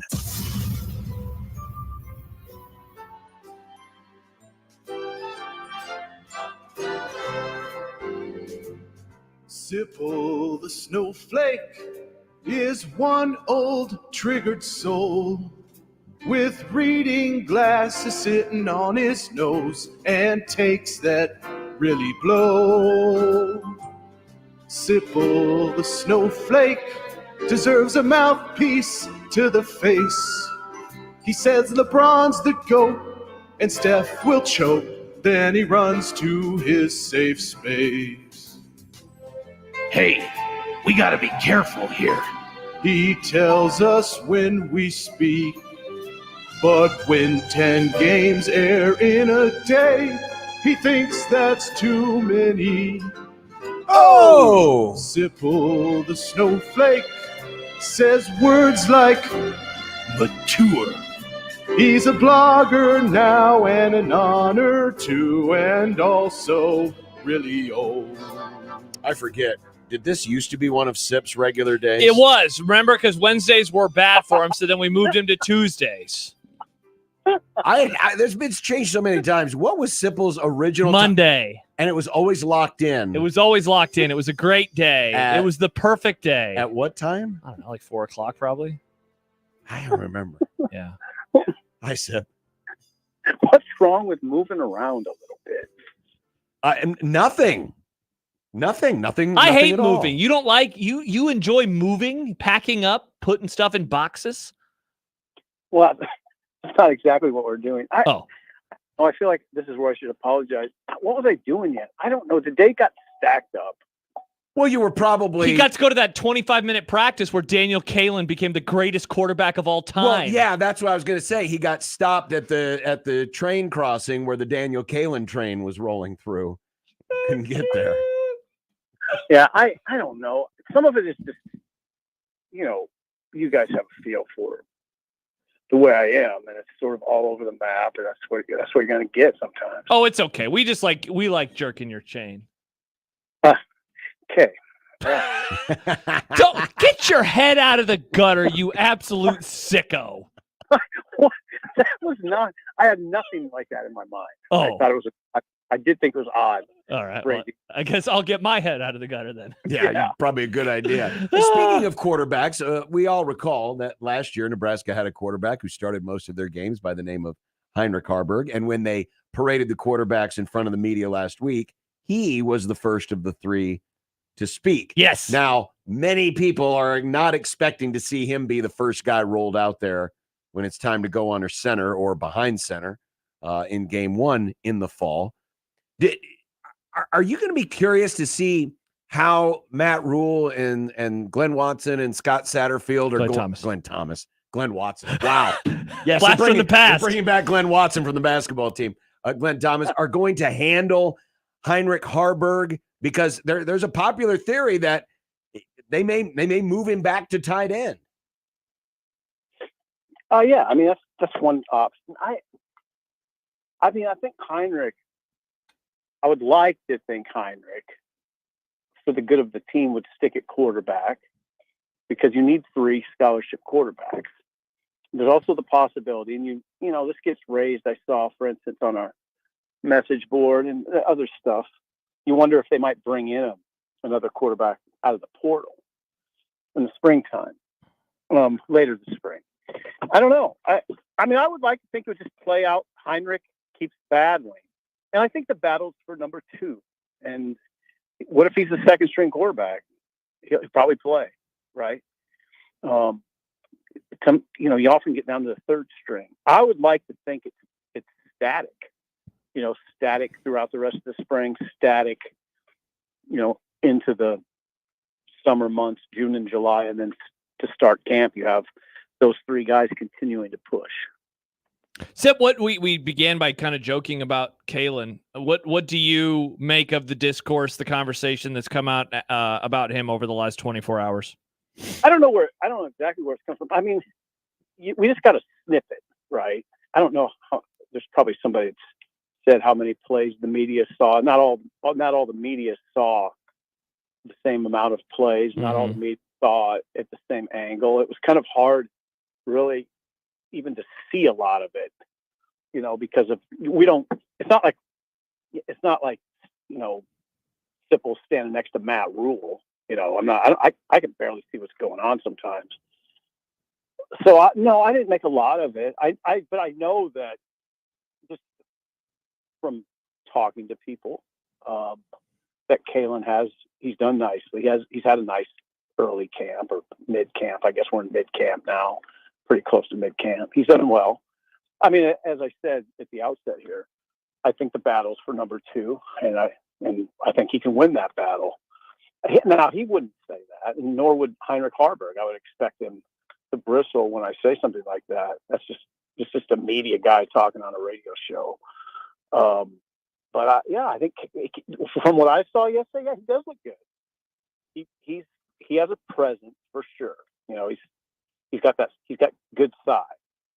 He is he operates. I always look at how do they operate. How do they command the huddle? How they command the line of scrimmage? He does all that well. He's been taught well. He got taught well by Michael Huffman. He got taught well at the Elite 11 camp. He clearly is a student of the game. That all shows. It all matters too. And you see all that. I think you feel pretty good about him. Pretty much from a physical standpoint on down. Understanding though that you guys watch Big Ten football every week. You've been watching college football for years. It's tough on Saturdays. And it's a pleasant conversation on April 11th, but you know how it gets in the autumn. It's not always very pleasant. On that note, I don't know if it was an epiphany, but I certainly reached a thought regarding this team this year and how things set up. And I believe a breakout year is happening. And by a breakout year, I think they can touch 9 wins this year based on a variety of factors. Defense really good. I think they will be.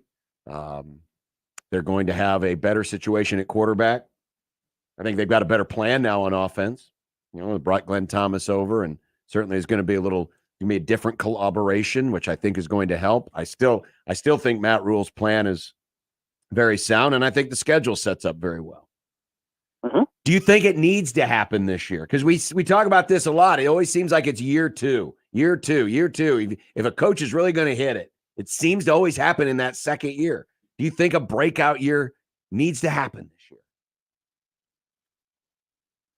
No, I don't. I mean, okay. It's hard. It'd be a hard sell. I mean, I understand. Of course, you want it to happen. It'd be nice, but is it an absolute necessity? No, I don't think it's a necessity. I think as long as you see growth, if they come up short of 9, you'll be okay. But sure. When you start to do this, though, it gets sort of interesting, right? Because if it's 7, I don't know how you feel. You feel okay, but it's not gonna stir people, right? If it's 7. Yeah, and I guess when I say if it needs to happen, and I hate to put that, well, it's do or die, right. It's got to happen. Maybe the better way to put it is this: I think 9 will happen. I think there's a good chance that it could happen. I would be very disappointed and very discouraged if there's at least not a bowl game this year. Oh God, yeah. I think most people would, because I just don't see how you could sell the notion of progress if they don't get to 6. I just don't. It'd be a hard sell because the schedule is manageable. Even when you play this game that I always play with you guys, when we say, well, I want to see how it looks. I can't just go by the record. 6-6 with that schedule, I just don't know how you're going to have some losses in there that are very regrettable if that's the case. So, I think you want to see progress. You should see progress, except the factor that I think we sort of, and I think it's just a product of our hopefulness and the fan base's hunger. I mean, it's just such a hungry fan base. I feel like we always have to remind ourselves that there's a freshman quarterback, and I haven't done this exercise, and I don't know why, but I have to. I would love to look back and see how many freshman quarterbacks have had resounding success over the years at the Power 5, Power 4 level. I'd like to know that. How many? It can't be a big number. So we have to keep reminding ourselves they are going to have a rookie out there. And while he is a big, strong, he's got a serious arm. That's, anybody who's watching yesterday, that's what you come away with. I mean, it's serious arm strength. And it's enticing, but he's just a young guy. I want to see how he reads the field and how he handles these $1 million defensive coordinators who will scheme him up very well. Yeah, Sip, to go back to what John asked, in a way, I think one of the follow-up questions that I would ask would be, what is that line of, John says 9 wins, they could go 9 wins. That would mean obviously some automatic progress. 6 wins, it seems like all of us agree, like, congrats on making a bowl game, but also like that doesn't feel like it's enough. Like, I wonder what that number is in the minds of people where they're like, okay, that not only did they make a bowl game, but they got there, with room to spare. And I feel good about the direction of things. I wonder how people would answer that. Is it 8? Is it 7? Is it when you see it? It's obviously all of the above, but I wonder what that line would be for most fans. I think you could begin to sell 7 with a bowl win. So 8 and 5. But to be on the safe side, 8 regular season wins with a bowl. I just don't know how that couldn't be. I think that's discernible progress. If they win 8 in the regular season and get a bowl game after winning 5, and then after what we have seen over the course of many years here now, 8 with a bowl win, come on, man, I don't know, any way to shake it, that's progress. 7, you might be able to sell. A lot of it is, some of it is dependent on how they play down the stretch. I think what would be nice, you saw this in the NCAA tournament with certain teams, or just the regular season. You're really impressed with coaching jobs, an individual season coaching job where the team is playing well at the end. And it'd be nice to see Nebraska. What if they stumble a couple times early, but are really rolling at the end?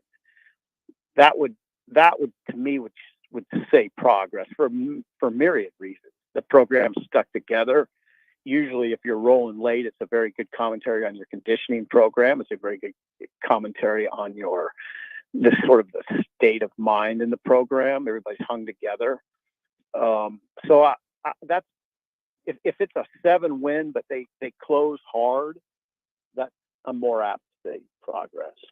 Steve Sipple joining us from HuskerOnline.com. It's been a week since this took place, but what did you make of Scott Frost's first public comments in the story with Dennis Dodd? Well, I have to think back. There's 2 things that I found interesting. Just the expression of hunger was interesting because Scott he's not overly expressive.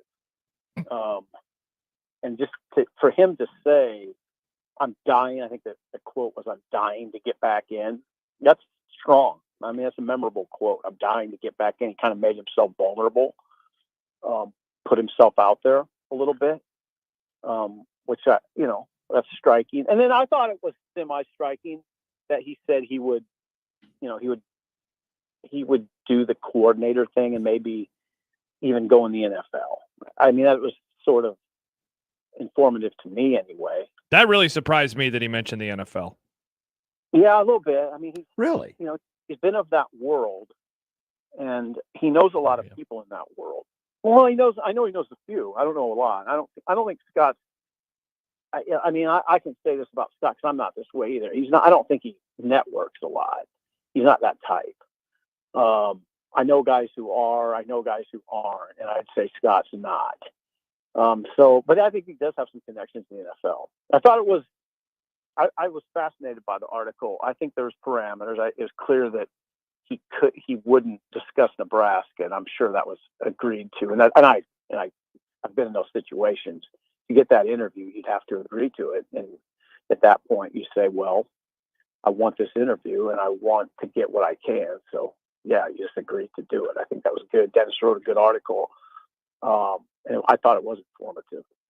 Sip, I said this last week when it came out that, I take in a lot of national college football content, whether it's written or podcasting. And one of the things that I have definitely noticed is that when Frost's name now comes up, that a lot of these people that really, they were kind of watching from afar, like, wow, why the hell is Nebraska struggling so much? There is, it seems like when I say rumors, I'm not trying to talk about the off the field stuff. I'm talking more about disorganization, like some of the stuff with meetings that came out towards the end of his time. It seems like that has started to spread. And so my theory is that he is actually more of a toxic hire because I think that people are swapping stories inside of the sport about him and maybe his work ethic. Yeah. I don't think that's unfair. I wonder about that a little bit. It is a relatively small, it's a small world, that profession. Yes. And I do think that was a factor. If I was identifying factors why Frost didn't succeed, I don't know if I call it work ethic. Maybe I'm just being overly kind, but I just don't think he was just so disappointing on so many levels. And I think that was one level.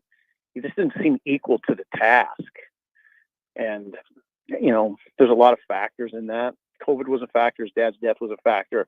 The young family's a factor. Those sound like excuses, but, again, for whatever reason, he wasn't equal to that task at all. It was just immensely 16-31 would be there's only one way to characterize that. And that's immensely disappointing. So yeah, he's got to deal with that. I do think, I'm surprised when people ask me, you think he'll be a head coach? I just don't know how he's hired as a head coach. I think he's got to work his way. But the other part of the conversation that also is, I'm surprised at how casual people are when they suggest, well, maybe just go to Ohio State and be a receivers coach or an assistant quarterbacks coach. Man, you really got to swallow your pride. Yep. At that point, if you're Frost, when you've led two programs and now you're an assistant, secondary coach, you're swallowing your pride in a big way. You were writing about the coaches clinic that happened last week, and you complimented how important it was, the presentation and how Tom Osborne was wearing a blazer, to his presentation. What did you think of that hobo that they had come in a hoodie and cut off sleeves? Yeah, it was interesting. It was interesting that Rule pointed out the blazer, and then even on Nebraska's Twitter, there was a photo of Osborne in his black blazer. It looked very handsome, and a picture of Belichick in his hoodie. I think it was a hoodie, one of those hoodies that have the sleeves cut off. Yeah. I'm always freaked out by those. It's a weird look. They are. It is a very weird look. I think it's weird, and I shouldn't say that because Matt Rule could be listening. That's what he was wearing. And Matt Rule wears those too. Yeah. It's fine. I'll tell you what, Rule just is gold, right? He's just like, he is freaky good at the podium. And that stuff he said about Belichick was fascinating. Especially the part where he's very blunt sometimes, right? And he was very blunt in saying, Belichick's talking to our coaches, and sometimes our, a staff in that situation, coaches want to impress the guy and say what they're doing, and he just said nobody cares. I just looked at whoever it was trying to talk and just shook my head. Nobody cares. He doesn't care what you do. We're here to listen to him. I thought that was very illuminating. They got 3.5 hours, I think, or 4.5 hours with Belichick. I mean, that's priceless. I would have loved to have been in there, even though it would have been almost like being in a, you know, how doctors can sit down and talk about, they consult each other on different surgery and I would have no clue what they're talking about. I would have loved to have been in that room and just pick up little bits and pieces of knowledge of the stuff I could understand. Yeah. Well, I think it would have been fascinating. Don't sell yourself short, John. I mean, you know a lot of it. I know, but I mean, there's certain terminology when they really get deep in the weeds, but it would have been I would have loved to have sit in there because these types of people like Belichick, like Saban, who are so damn good at what they do, you just want to hear them talk about what it is that they do. And I'm not talking about the press conferences where it can be combative or they're trying to ask about, why didn't you play this guy or that guy or what? I'm just talking about the nuts and bolts, the X's and O's of football. I would love to sit in on one of those. Yeah, and you're right. I mean, I think you're right. I think some parts of it would be scary how much we don't know. Mm-hmm. And I did think it was. I mean, I really was interested by Rule's saying that it was embarrassing. He said it was almost embarrassing for me how much more he knew than me. And the reason I was interested in that is because he coached against. Yes. I mean, that's a peer, and for him to make that admission that he's so far ahead of me, it's embarrassing. I don't know that I would make that admission because you competed against him, and I guess it's realistic that it could happen again. It won't. The chances are slim, but I don't know that I would make that admission while I was still coaching. Yeah, but what makes Belichick ridiculous is not only his success, and he obviously had a lot of that, but the guy is also a historian of the game too. So it's not just his knowledge about like how do you coach football in 2024, but he can tell you about running backs from 1934. I mean, that guy is something else. He can apply a lot of that stuff too. He's incredible. Yeah. I mean, and really, we don't. I don't know, you guys. Maybe I'm reading it all wrong. I don't know that. For instance, I will say this. On Friday, I saw a post on our message board that, like, anybody hear anything about Belichick being in town? He's only the best coach to ever do it, and there's not much talk about it. It really struck me. Like, it feels like, I mean, Belichick and Osborne spoke at that camp, that coach's clinic, I should say. It's a coach's clinic. That's remarkable to me in some ways. It is. It is remarkable that you had those two guys together. And now I felt like on Saturday I need to write about it. And then of course Rule delivered incredible quotes about it. But yeah, what a clinic, and that clinic is important. Now I will say this too. That's one area where I thought Frost did pretty well. I thought the clinics and the camps. I'll say at camps. I don't know that about the clinic with Frost, but I thought his camps were pretty good. And Rule's kind of taking it to another level. That's another meeting. I would just love to hear Tom Osborne and Bill Belichick, guys who never crossed paths really, because Belichick was always basically a pro guy. Mm-hmm. But just to hear them converse about football, the great defensive mind and the great offensive mind, because the thing that we underestimate is in order to be great at what they did, they also have to understand the other side of the ball at a very high level. Oh, 100. Yeah. That's really interesting. Yeah, that's what a clinic to have those guys. And you're right, John. They understand everything. It's not only football. They understand people and they understand the team dynamic. They're I think I was talking to a sports psychologist the other day, and he was so smart and so brilliant and able to read players, and I was like, why don't you just coach? Well, it was sort of a demeaning question because it suggests that you could do all those things, and what I'm saying. It's being a psychologist is not easy. And being a coach is not easy, and to combine is ridiculous to think about, right? But Osborne kind of did it. I mean, he was pretty good at it. Yeah. All of it. He was pretty good at that psychology part. I think he was a psychologist, maybe a Well, I mean, he was a doctorate in educational psychology. Yeah, so I would hope he was pretty good at it. Yeah, he managed people extraordinarily well in a lot of cases. So, and I'm sure Belichick is good at that too. Steve Sipple of HuskerOnline.com.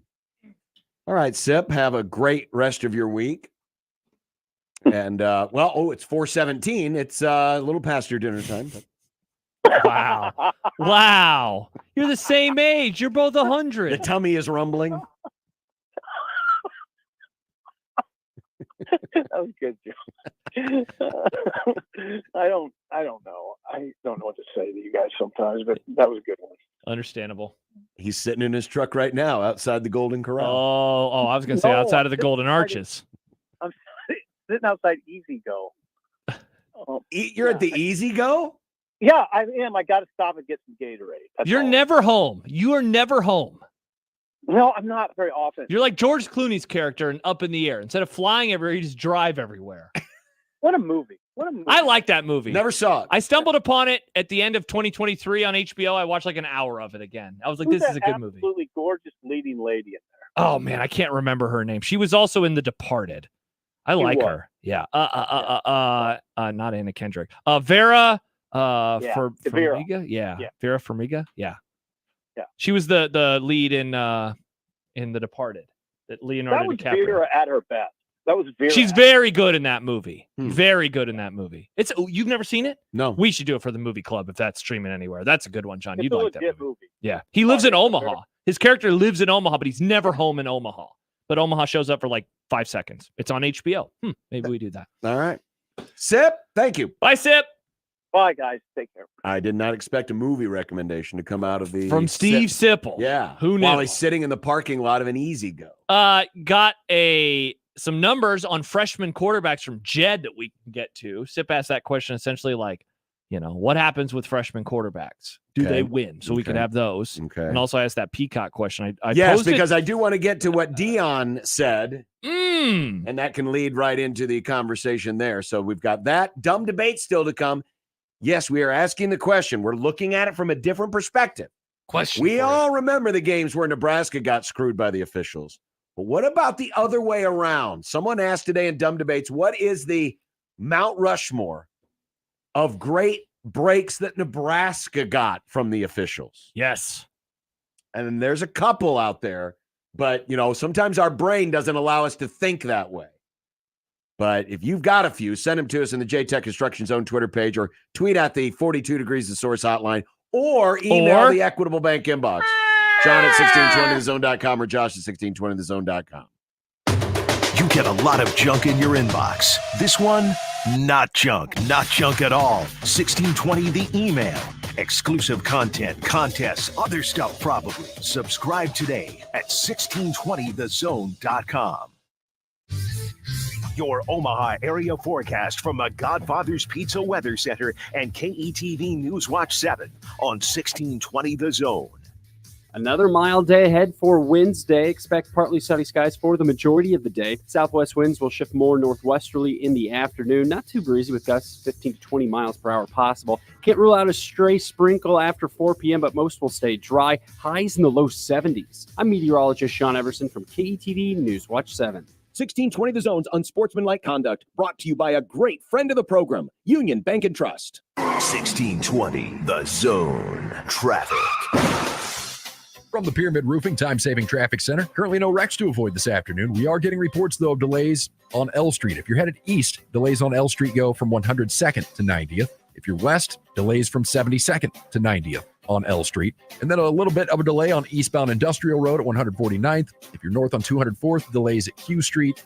A slight delay on westbound 370 just before 144th. We've got delays on Dodge for both directions at 90th. And then if you're west on Dodge, delays go from 96th to about 114th. I'm Mike Neville. This time-saving traffic is brought to you by Fernando's Omaha. Spring, it's the reward for surviving another winter. Fernando's, it's the reward for any day that ends in Y. Great Mexican food, awesome margaritas, and a wonderful family atmosphere. Fernando's, Omaha's favorite Mexican for more than 30 years.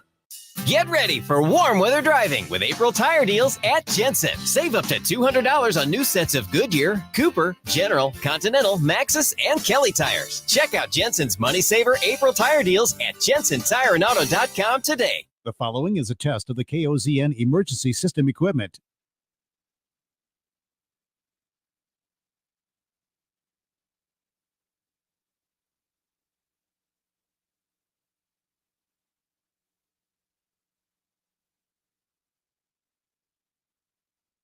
The data tone.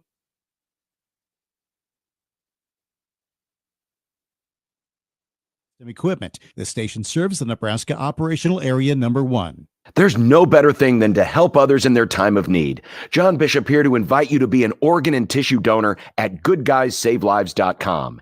Anyone can register, regardless of age or medical condition. Donor hearts and lungs save lives. Donor tissue makes recovery from surgery easier. Next time you renew your license, check that organ and tissue donor box or visit goodguysavelives.com. Learn more about organ donation today and see how you can save 8 lives at goodguysavelives.com. The greatest American rock and roll band in history, Aerosmith, present Peace Out, the farewell tour. Aerosmith, with special guest the Black Crowes. CHI Health Center, Omaha, Friday, November 15th. Get tickets this Friday at 10 a.m. at Ticketmaster.com. Aerosmith with the Black Crowes, the farewell tour. Peace out. How powerful is Cox Fiber? Powerful enough to let your band members in Vegas, Phoenix, and Omaha jam like you're all in the same garage. Introducing Cox Fiber, from the company with the fastest download speeds 8 years in a row. It's internet built for tomorrow, today. Cox, always building better. Limited availability in select areas. Speeds vary and are not guaranteed. Cox terms and other restrictions may apply. Analysis by Ookla Speed Test Intelligence in Las Vegas, Omaha, Phoenix. Fixed median download speeds Q2 2016 to Q3 2023. Roofing, siding, and gutters. Make the right call with the rooferys at John Higgins Weather Guard. This is Unsportsmanlike Conduct with John Bishop and Josh Peterson. The 1620, The Zone. Hey, John, you love food. Of course I do. And you love Friday. Yes. Yes. Well, did you know that this week's Zone deal is to cops? And it's available on Friday. No way. Delicious pizza. They also have steak, seafood, pasta, fresh salads, and wings. We've had the wings before. Very, very good, whether it's dine and carry out or delivery. Mm-hmm. They also have 3 convenient locations in Omaha. And on Friday morning, you get $50 worth of vouchers for just $25 on sale Friday at 9 at 1620thezone.com.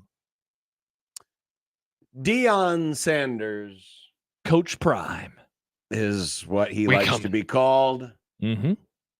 Recently got up in front of his team and was very disappointed with them because he had received a letter from a professor on campus who had talked about the challenges of having some of his players in the classroom and how they were not taking their studies very seriously. Sounds like a typical college kid to me. Yeah. Nick, you still have that audio up there, don't you? Because I sent it to you a couple of days ago. Uh-oh. Which audio? No, it was Coach. It was the Coach Prime. Oh, I know. I saw it. I thought you had it up there. I didn't realize you had moved it. I'll look for it. It's this awkward start to the segment. I didn't know you were going to want it. I mean, he's only been teasing it all show. Right, but that specific audio, I didn't know he was going to play it. Yeah, I thought I sent it to you. Nothing's uploaded. You want me to get to the numbers from Jed? And why don't you get to the numbers from Jed? Yeah, it's a bit awkward. Yeah, it is. It's a bit awkward for everybody. I swore I looked at your screen and it was there. A bit awkward for everybody. Jed tweets in the last true freshman starting quarterbacks in the last 3 years. And he just looked at the top 15 rated quarterbacks. Mm-hmm. So this isn't top to bottom. We don't have the entire sport. Mm-hmm. In 2023, 5 of the 15 started 11 games, 7-5 record. 7-5 record over the course of 11 games. So obviously the math's a bit off there. 2022, 2 guys started 5 games for a 2-3 record. In 21, 4 guys started 11 games for a 6-5 record. Total touchdown to interceptions, 26-15, 10-3, and 33-15. Only 4 bowl games for those 11 teams that started true freshmen at some point in the last 3 seasons. So essentially that is saying there ain't actually a whole lot of success. For every Trevor Lawrence, there's like 4 or 5 guys that are mid at best.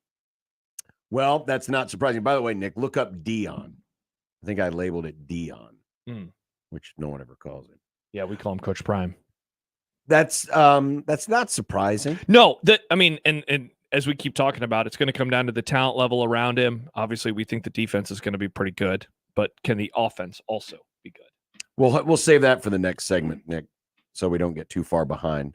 And we'll get to Coach Prime. But yeah, again, 5 guys started 11 games for a 7-5 record. 2 guys started 5 games for a 2-3 record. Maybe that's supposed to read. It was 7-4. 7-4 record. 2 guys started 5 games for a 2-3 record.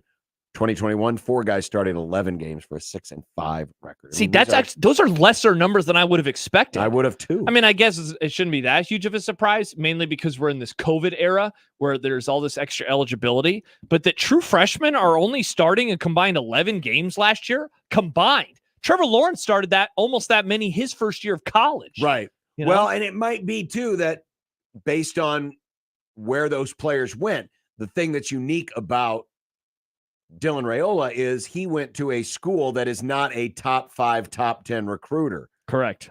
So, if there are no injuries, Dylan Raiola will start at least 12 games. Sure. We expect him to start 13 games. If there are no injuries, yes, and the team is as good as we think, yes, he will start 13 football games in 2024. Whereas most top 15 quarterbacks go to places Georgia, like Georgia, Bama. And so they end up not playing as much in that first year. Yeah. Like one of the 2021 quarterbacks that started was Caleb Williams at Oklahoma. And even he didn't begin the season as a starter. Spencer Rattler was Oklahoma's starting quarterback at the beginning of the season.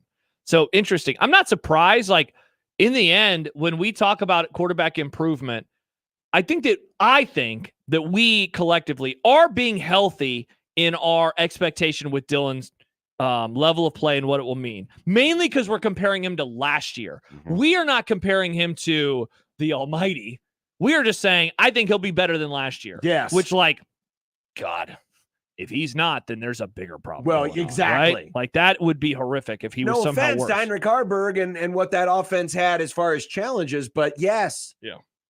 It should be better than last year. Yeah. Because last year's offense was pretty bad. It was pretty bad. Yes, it was.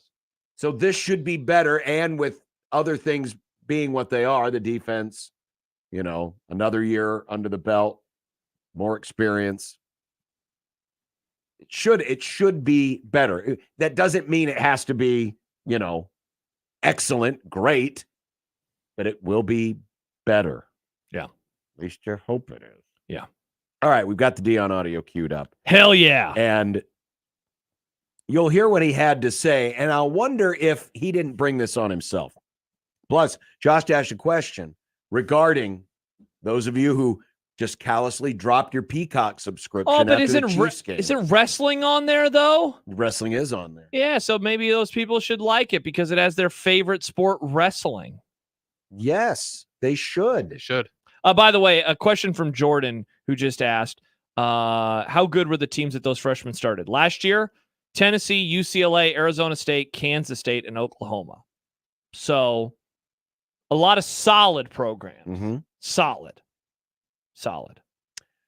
More coming up, 1620 The Zone. But first, Josh and John here for the FanDuel Sportsbook, where right now new customers can get $150 in bonus bets guaranteed. John, that means you get $150 whether you win or lose. All you got to do is go to FanDuel.com/1620 and make your first bet an automatic win. We are in mid-April. There's that golf tournament coming up in Augusta, Georgia tomorrow. So you have that going on. Obviously, the NBA, NHL, their regular seasons are coming to a close. So the playoffs will be there, and baseball season just began. Don't forget, they have college baseball odds on there too. Whatever you do, just go to FanDuel.com/1620 today. That's right, $150, win or lose in bonus bets. So sign up today. Visit FanDuel.com/1620 and get in on all the fun. There's so many cool props and other ideas like Dinger Tuesdays, NBA TNT Thursdays, and a whole lot more. We can get other great special offers. So join the FanDuel family today. Visit FanDuel.com/1620. 21 plus in present in Iowa. First online real money wager only. $10 first deposit required. Bonus issued as non-withdrawable bonus bets that expire 7 days after receipt. See terms at sportsbook.fanduel.com. Gambling problem? Call 1-800-BETS-OFF. Now live on Twitch, YouTube, and 1620thezone.com. When it comes to concrete repair, Everlevel has some serious game. Coach Greg McDermott here to coach you on why you should choose Everlevel Concrete Repair. They've got the fundamentals to fix your cracked and uneven concrete, and their products will give you the best defense against future damage. It's a fraction of the price compared to replacement, and their solutions come with a long-term transferable warranty. Working with Everlevel is a slam dunk. Call Everlevel Concrete Repair today for your free inspection. Equitable Bank. We take banking personally. EquitableOnline.com. Hey, baseball fans, join the Blur Tailgate at Hilton Omaha this June for our 12th annual hospitality event during the College Baseball Championship Series. Book an experience for your clients or employees with an inclusive bar, buffet, TVs, music, and tailgate games. Secure your spot today and let Blur Events take care of all the work so you can enjoy the day. Plus, we're just steps away from Charles Schwab Field. Visit blurevents.com to book your group, buy tickets, or learn about sponsorships. That's blurevents.com, your college baseball and football tailgate destination. Don't miss this week's Zone Deal. This week's half-off deal is Kops. Receive 2 $25 gift vouchers for just $25. Kops makes delicious pizza, fresh salads, and tasty charred wings. For the basic menu, click CopsPizza.com. And for the extended menu, visit them at Shadow Lake Town Center, 180th and Center, and the newly reopened 72nd and Jones locations. Zone deals go fast. 9 a.m. Friday, 1620thezone.com. It's Champions replacement window season, and we're celebrating with buy 2 windows, get 2 free. If your windows are drafty, difficult to operate, or costing you money on your energy bill, it's time to replace them. Champion Windows is here to help. Champion builds our own windows right here in the USA. We make the process easy. We help you choose the best design options for your home. We then build your project in our very own factory. Our install team manages your project every step of the way, and it's all backed by our lifetime guarantee. Turn your house into your dream home with more livable space in a new Champion sunroom, or enhance your curb appeal with new siding, now 30% off. Don't wait, this sale won't last long. Buy 2 windows, get 2 free, and 30% off sunrooms and siding. Call 877-GO-CHAMPION or visit championsavenow.com to schedule a free in-home estimate today. All discounts apply to our regular prices. Select styles apply. Minimum purchase required. Cannot be combined with other advertised offers. See store or website for details.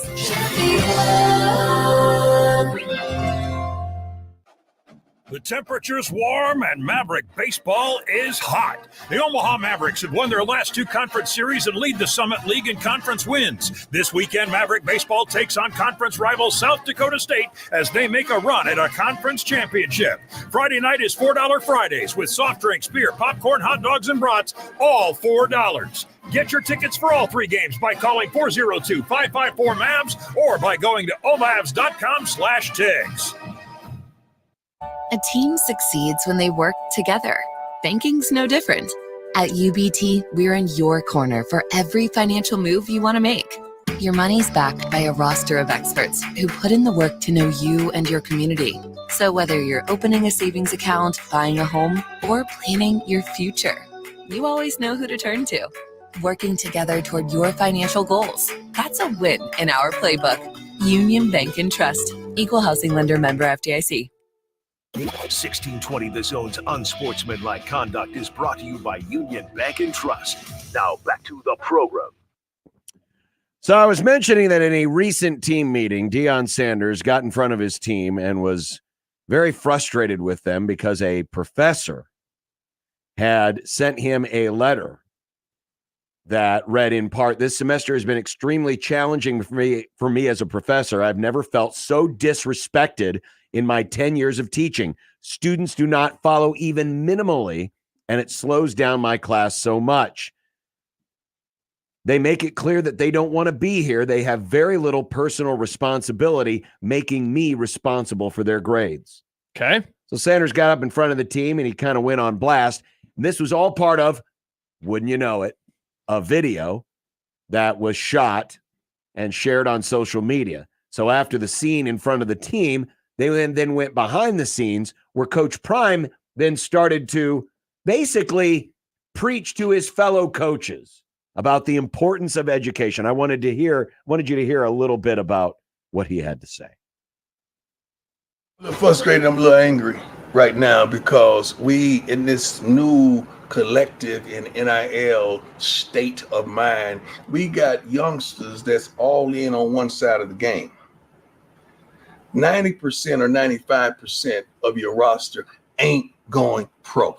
So coaches, we got to emphasize education. We got to emphasize life. We got to emphasize the next step, the next elevation if it don't work. Today was not wonderful, but I'd be darned if I allow these kids to get out of here without something. Because this life they getting ready to live, you got to win with your mind, not your athleticism. Student, athlete, student, I don't care how you say it, you're going to get something before you leave here. God bless. So he said that was to the assistants? No, that was to the camera. He was finishing. Oh, he's talking to like coaches in general? He's just talking to everybody, but it sounds like he's also talking to fellow coaches. Okay. And in typical Dion fashion, it's kind of a recruiting pitch. Hey, when you come here, you're going to get something You're gonna out get of this, something blah, blah, else, blah. yeah. And there's nothing in the message that he said. There's nothing in that message that is bad. So I'm not criticizing the message. I was going to say the message sounds I good. do wonder if the messenger, though, is losing sight of something, because let's go back to what was shared by the professor. I have never felt so disrespected in my 10 years of teaching. Students do not even follow minimally, and it slows down my class. They make it clear they don't want to be here. They have very little personal responsibility, making me responsible for their grades. Isn't part of this in the culture that he has established, the celebrity-like culture that he has established with this team, that might make these players feel like they are entitled? I mean, this is the same guy who held a team meeting while his two best players, one of them being his son, were over in Paris doing a photo shoot. Yeah, so how can you ask everybody to be on their P's and Q's? Yes, I mean, and again, a lot of this I'm judging by what I see personally. I don't have any doubt that Dion Sanders might not believe what he is saying there, but I do wonder if this culture that he has helped created, and he talked about NIL and the transfer portal, what did he do last year? He blew up the entire roster and brought everybody in. And dare I say, John, in the midst of that, did it kind of disrespectfully. And that was one of the things that turned me off to the entire enterprise. It wasn't that he was overturning his roster, because I was expecting that. It wasn't that he was running guys off, because I was expecting that. It was the way in which he was doing it. And there is obviously the program has an attitude to it. And I don't have any issue with that. If you're showing up on a game day and you're going to approach things with that attitude and you're going to play that way on the football field, as long as it's, clean and you're between the lines, I don't have any issue with that. I don't have any issue with trash talk. I don't have any issue with not so much disrespect, but again, a brashness to you. But the disrespecting of authority, which is essentially what this message is about, right? Yes. Or at least what he received from these teachers. Right. Because that is disrespecting authority. I have no doubt that a lot of these students, we're all that way, where it's like, I don't really want to be in this class. But there's a difference between being there and not wanting to be there, and being there and disrupting it for other students. That's where it goes into a different area. Yeah. See, it's fine to preach these things, but your actions are also going to say an awful lot. And let's face it, the actions of the last, 14-ish months of Colorado football, honestly, it didn't surprise me. No. When I heard about this professor. In fact, I laud the professor for actually having the courage to send the letter, because in a celebrity culture like this, we tend to worship these people and not want to rock the boat. Travis writes on YouTube, I do think he's genuine, but it's hard to believe that when he has all it recorded. And I am the same way. Like, look, I have no doubt that this is where like sports and content in general is moving, kind of that behind the scenes look. But man, it's all carefully crafted. Exactly. It's like reality TV to me, man. Yeah, where it's you're just getting like a peek behind the curtain, but really the play is still happening. Yeah. It's hard to believe he's genuine. Yeah, this is not a real peek behind the curtain. This is the play is still taking place behind the curtain. Yeah, and It's a again, play like, within a play. like that will happen. Like moving forward again, like I think that this is going to be what the future of sports is, and so maybe it's someone like me or you having to embrace this, or just at the very least get used to it being a thing. But because this is one of the first, like even Nebraska, they're doing this kind of stuff. But this, it goes into this. I don't know, man. It's just this weird area. And maybe it's because I just don't believe in the program moving forward. You know, if like Georgia did this, I'm like, yes, I believe in all this because Georgia's had a lot of success. And so it's easy for me to buy into whatever is being shown, being a part of that. But yeah, I mean, this Colorado program, there's a lot about it going on right now that it just doesn't seem like it's going to result in a whole lot of success. So speaking of Colorado, you hypothesized that the week 2 game in Lincoln could end up on. Yeah, and part of this is Split Zone Duo, and we've had all of the guys that host that podcast on our show. They had an episode recently where Stephen Godfrey, friend of the Grum, was hypothesizing essentially like, why are weeks 1 and 2 so bad this year in college football? And I don't know if you've looked at the schedule. I'm looking at week 2 right now. Not a whole lot of marquee matchups. No. Now, week 2, if I remember right, does have a little bit better stuff than week 1. I believe Michigan, Texas is week 2. Okay, Michigan, Texas. Where's that game going to be played, John? Big noon kickoff. Bingo. Okay, so automatically that game is off of noon, and to which I know a lot of Husker fans are saying, hallelujah, thank the Lord. That game's not there. So Colorado, Nebraska is a big-time matchup. It's going to be a big game. I do think that there will still be the Coach Prime bump. Their first game of the year is an FCS opponent. It's one of the Dakotas. So in theory, they should be 1-0. In theory, Nebraska should be 1-0. And it's an opportunity for one of two things. One would be a big audience. And if that's the case, we're talking about over the air. I mean, certainly the NBC primetime would be one of the plays. But the other that I was thinking about is, as I went back, and Godfrey did this too, last year, the Peacock games never really popped in terms of a big, true, good brand kind of matchup. I think that they're going to want to change that this year. The brands were on it. Ohio State played on Peacock. Michigan played on Peacock. Obviously, Nebraska played on Peacock. One of the actually both teams that played in the national championship game played on Peacock because Washington was at Michigan State in an early season non-conference game on Peacock. So there's a part of me that wonders, would they put a big-time non-con matchup? And that's like the obvious one because it would be their only chance all year to have Dion Sanders, Coach Prime on Peacock. And so they would forfeit a few million viewers, but maybe they get a few million subscriptions onto the app. The problem is the rest of the week's schedule is so bad. And remember, you got 3 big mouths to feed. You have Fox and CBS. You have CBS and you have NBC. I think this game ends up on either CBS or NBC, and I would lean right now that it ends up on the NBC primetime. I agree, because Nebraska's probably going to push for that, right? They're going to push for that to be a night game. Oh, absolutely. If they were asked, like, hey, Nebraska, you can put this game anywhere you want, they would say, we want it at night. We want this to be a night game with John Bishop doing big red overreaction afterwards. But I won't be doing that. Well, interesting.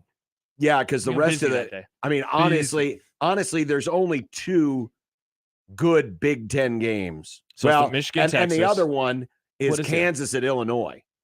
And that's not big. It's just a game. Right, but Kansas is a bowl team and a good team. Sure. But that's so really you only have 3 power conference opponents for Big Ten teams that weekend. So it's Texas, Michigan. It's El Assico, Iowa State at Iowa. Oh, I forgot about it. You know what? El Assico could end up on Peacock. That could be, that could be the CBS game too. I mean the Cyhawk game? Nope, El Assico, Nick. And let's see. And then Michigan State at Maryland. Wow, that's random. There's a conference game. Yeah, see, I I think Nebraska, Colorado will be Duke at Northwestern on NBC in prime time. I do That's think my that guess. I think that Sad Husker fan says I'll be irate if this game is on Peacock. More like irate Husker fan if it happens. I think that there's going to be a game this year, and maybe it'll involve Nebraska, maybe it won't. That will be an actual big game in terms of helmets or ranking. That people are going to be like, I cannot believe that that's on Peacock, but they're going to do it because they're going to want to. They're going to throw a bone to NBC, just like how NBC in the playoffs got the game that resulted in people getting amputated. Possibly. Oh, yeah. Possibly. They're gonna throw them a bone. I think that they're gonna try to treat them very nicely because they're getting paid millions of dollars. I'll hate the Titans In forever the for words of Don Right. Draper, that's what the money is for. Right, You pay us, we give you a good game. But they also can't forsake their regular network because they've got. Hey, they could put Northwestern and Duke on primetime football. That'd be great. It's Saturday night. I, once again, will not be bothered at all by any major games on Peacock because I have it. Same. Ditto. I don't because have we're cable. all there to watch wrestling. We are. I'm just excited to log on to 1620thezone.com after the game and hear the dulcet tones of John Bishop. For every single game. Every game. Creighton's not going to be It's playing. going to be great. We have a new boss here this football season. We can let him know. So John actually does all the games, It's actually John's show. Big Red Yeah. Overreaction. That's Big- just John's show. Big John overreaction. It's a rotating co-host. You know how it's red for the Huskers? No, it's actually red for John's hair. Speaking of this kind of stupidity, dumb debates. Hell yes. Is coming up next on 1620 The Zone. Got a great email this week from a friend of the Grum who was happy to hear about goodguysavelives.com. This is your chance to find out more about organ and tissue donation. And we've been telling you here for the last few weeks that one healthy donor can save up to 8 lives with organ donation and help hundreds of others through tissue donation. And this email talked about a young girl that he knew who sadly died in an accident.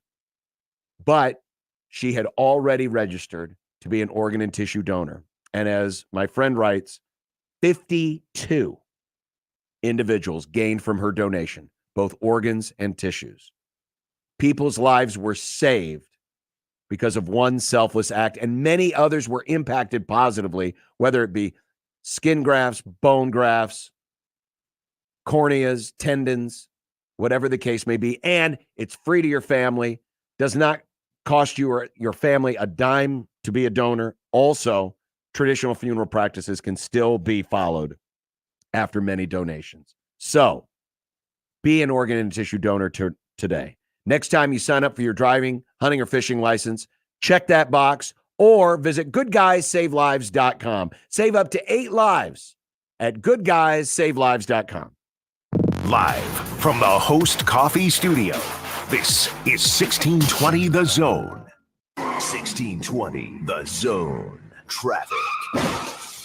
From the Pyramid Roofing Time-Saving Traffic Center, looks like there's some delays on westbound I-80 going from 680 all the way to Q Street. Also delays on westbound 370 just before I-80. Looks like a slight delay on eastbound Industrial Road at 144th. Delays on Dodge for both directions at 90th. And if you're west on Dodge, delays go from 680 to 114th. I'm Mike Neville. This time-saving traffic is brought to you by the Nebraska Lottery. The Nebraska Lottery has raised over $978 million, which has helped provide more than 117,000 college scholarships, save wildlife habitats across the state, and fund new facilities at the Nebraska State Fair. The Nebraska Lottery, helping to build a better Nebraska. Standard Heating and Air Conditioning is and has always been locally owned and operated. Now, with 160 employee owners, chances are one of us lives in your neighborhood. We take pride in taking care of you, our customers, and keeping you comfortable all year round. And as always, our technicians don't have sales quotas. When other companies send salespeople, Standard sends qualified technicians. It's just part of. Carrier, turn to the experts. Progressive presents advice on new teen drivers. You know, the hardest part about teaching your teen to drive is the chafing from the seatbelt. But the best part is the grip strength you build in your knuckles. Okay, now let's pull out of the driveway. Here's another tip. Offset a chunk of the cost of adding a teen to your insurance with Progressive's Teen Driver Discount and get a break from the brake. Progressive Casualty Insurance Company and affiliates, not available in all states or situations. Getting quality employees to fill positions in your company is essential. But finding those people can be a major hassle, unless you use ZipRecruiter. ZipRecruiter makes finding quality people a breeze. And right now you can try it for free at ZipRecruiter.com/radio.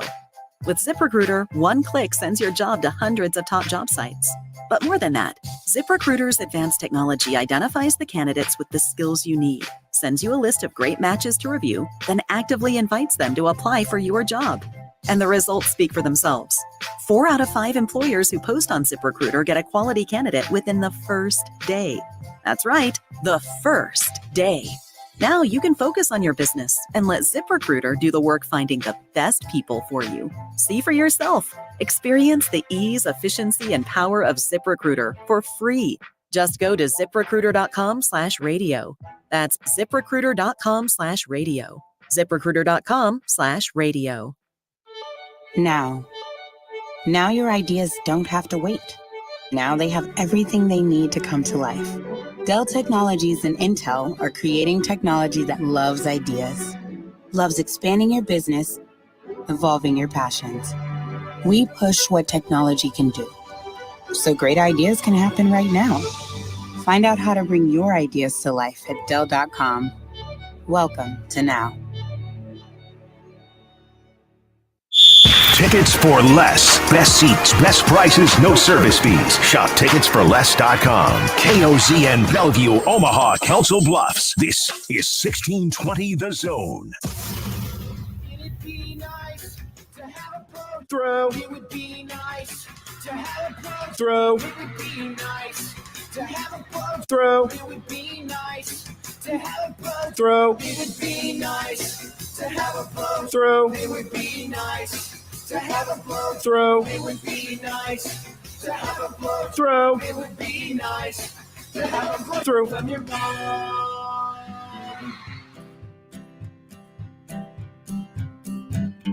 Listeners and not to, we did anyway, dumb debating. John's computer sucks, Macs are the only way, dumb debating. Fullbacks are running backs, hamburger steaks. Josh is too dumb to eat a cupcake. Mayo in a base. Does John like Nebraska or Creighton? Just 3 radio hosts on air, dumb debating. Die for the pylon or give up on the plate, dumb debating. Millennials are great and old should go away, dumb debating. Rarely do we find any common ground. Josh wants his food to be the best around, even if it gives him fatal flatulation. Just 3 radio hosts on air, dumb debating. When a tree falls down and nobody's around, you can bet your ass it won't make a sound. Water ain't wet, you know nothing about hydration. Just 3 radio hosts on air, dumb debating. Just 3 radio hosts on air, dumb debating. It is time for Dumb Debates, where you get to take over the show by asking us your dumb debates, and then we handle them right here on this Grum every Wednesday, unless breaking news interrupts. Which it did a few times, and we apologize, mainly to Nick Grimm. One-week winning streak when it comes to being uninterrupted by breaking news. Yeah. But we've got some good ones today, and you can always send them to us. Even if we don't get to yours, we save them in the file and bring them back for future reference. John at 1620thezone.com, Josh at 1620thezone.com, Equitable Bank Inbox, or use the hashtag Dumb Debates on Twitter, JTech Construction Zone Twitter feed at USC 1620. This one was sent from, let's see, it was Bob. Shane via Dave. Shane via Dave. Dave saw what Shane tweeted and said, that should be a dumb debate. Okay. And this is a video dumb debate, for those of you watching along, because there are, in this picture, 2 stacks of movies. Okay. Oh, this is a fun question. And we've got candy. And candy. So on the left stack is some Reese's pieces. Goat. And in the left stack, it's peanut M&Ms. Right stack. So you're picking based on some of these movies. Based on the quality of the movies and the snack. So which column are you taking? The Reese's column or the M&M's column? So here's what I'm going to do. You're going to read the movies? I'm going to read the movies. But I've got a simple scoring system, right? Okay. 1 if it's rewatchable. 2, if it's I've got to have that movie. It's like one of my epic favorites, right? So just a 1 or a 2. It's Just almost a a 1 or a hits, 2. misses, and guys. Yes. It's just hits or guys. Okay. Liar, liar. So on the Reese's stack, we have liar, liar. That's a 1. 1. Hook. 1. No. No points at all? No points. Have you ever at all. seen it? Never. Don't care. You'd like Hook. Yeah. God, you're the early 90s, Oh, John. stop. I hate early 90s, John. Can I just rate the movie? So edgy. I hate good music. No, Oh. it's not that I hate it. I'm just not that interested. Gremlins 1. Never seen it. The You ever seen Gremlins? No. Wow. the original Batman 89. with, Batman 89. with Michael Keaton. That's a 1. Sure. Mighty Ducks 2. Don't care. God, you're such an idiot. League of Their Own. That's a 2. That's a 2. Jurassic Park. There's 1. That's a 2 for me. Die Hard is a 2. Definitely. Fright Night. Never seen it. I think I did, but I don't remember it, so I'm not I'm going to going give to it put this in the John 0 pile. Ghostbusters 1. Same. What is the Monster Squad. Monster Squad? Don't know what Don't that know what is. that is. What's Looks like that's Nightmare on Elm Street 3. Never saw that one. yeah, Iron Man. There's 1. That's a 1. I don't think is that 2008 Iron Man? Yes. Yes, it is. Okay. We're going to call it that. I didn't know they still did VHS in 2008. Right. It's just a Shawshank. bit. That's 2. a 2. And Breakfast Club. There's 1. Agreed. So I got 13 points. I on forgot that to side. add, but we can move over to the other one. It's not a big The other deal. stack, the peanut M&M stack. Mask. 1. Ferris Bueller's Day Off. That's a 1 2. for me. Okay. Oh, you don't have The Mask? Have you never seen The Mask? No, not interested. How have you never seen The Mask? I've never seen The Mask. It came out in 1994. How have you never seen Gremlins? Somebody, Because I wasn't alive. So, Somebody stop me. Smoking. Ferris Bueller's, I gave a 1. Only a 1. Interesting. That's a 2 for me. Goodfellas, that's 2. a 2. Yeah. Back to the Future, A 2. 2. Karate Kid, 2. 2. Ghost, Never seen it. I've seen it. I've heard it's I'm not okay. going to give it a score. Which it's Raiders. You don't like the horny pottery scene? Yeah, you love horny stuff. It's on the phone. Hmm. Raiders, That's the first one, right? the Yes. original. I'm going to go 2. That's a 2. Lost Boys, Never seen it. never saw it. Yeah. Mrs. Doubtfire, I'll give that a 1. 1. Tombstone, I'll give a 1. Yeah, I think I've seen it. I'll give it a 1. I can't. What's the one? Goonies. That's a Goonies. Oh, Goonies. Hey, you guys. That's a 2. That's a 1 for me. Friday the 13th, Part 3. Also never saw No. that one. Captain America, no. Halloween. 1. Halloween's a 2. Halloween's a 2. You don't like Halloween? I think I liked it. It It's was one of my favorite okay. horror movies. I'll It's give- classic. I'm not going to score. Stand By Me. There's a 1. I liked the book better. I think I'm peanut M&M stack.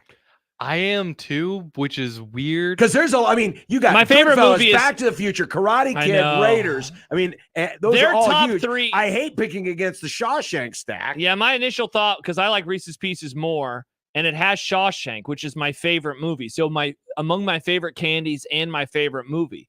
But the top 3 of the other stack, Back to the Future and Goodfellas and Ferris Bueller's Day Off And Raiders. And Raiders, And that's good. hard to beat. See, and it's See, That the said, snack- I'm going to the go with the snack Reese's doesn't Pieces. mean as much with me because I like them both. I prefer peanut But man, M&Ms. Jurassic Park, I love Jurassic Park. Jurassic Park's great. See, and I cannot believe you didn't want to watch Hook. What a classic I've never movie. seen Hook either. Yeah, but Nick, you're 5. John was alive in the mid-90s. I didn't see every single movie. You that didn't came see out. anything. You're a What are you big dumb talking idiot. about? I'm working at the gas station again, watching the 94 Orange Bowl. Watch some damn movies, John. I've seen and listen plenty- to Nirvana. Hell yeah. No, I've heard enough of that crap band. Also, Die Hard was in the other one too. That's a good movie. Yeah, it's hard to say no to Die Hard. See, I like Reese's Pieces more than peanut M&Ms. I still like peanut M&Ms, but The Mask, Ferris Bueller's, Back to the Future, Raiders. I've never seen The Lost Boys, but I know a lot of emos who love that movie, so I might like it. Mrs. Doubtfire's solid. Goonies is fine. I went through a phase when I was a kid. Dave, who sent the question, said the Reese's stack is a top-heavy conference. Yes, definitely. The M&M stack is a deep conference without a title contender. Wow, No, you're come on. you're Goodfellas? You're comparing M&Ms to the Big Ten? Hey. We cannot say that any stack that has Goodfellas does not have a title contender. Oh, yeah. Also, Back to the Future And Back might to the be Future. the most rewatchable movie ever, Yeah, period. That that's movie a great rocks. That may be a separate dumb debate. I saw somebody have the most rewatched movie of Yes. all time. I saw somebody have a take on the internet once, and I made my eye twitch. They said, actually, Back to the Future was a good movie for its time, but it's not good now. Shut up. It doesn't hold up. Shut up, TikToker. I don't want to hear from It's you. a historic piece, you dumbass. Yeah, it's a great movie. Well, I can't relate to it because it happened before I was born. Yeah. Sound like a big dumb idiot. It's the whole idea of traveling back in time. I'm just thankful that no one's ever, that no one bothered to remake it. I would hate to see a remake. Yeah, that'd be a bummer. That Let's see. The Priest tweets in. Oh. Which is the bigger hot take of mine? Tommy Frazier is overrated or the Eagles Hotel California is overrated? I agree, actually, with The Priest that Hotel California is overrated. So I don't think that that's a hot take. I don't think that's a What was the first singeing one? hot take. Tommy Frazier is overrated. Tommy Frazier. How is Tommy Frazier overrated? I mean, his In numbers what category? his numbers definitely, the further we get away from his career, the more pedestrian his numbers look. But that's But Nebraska's not his quarterbacks fault. never had big numbers. Yeah. Never.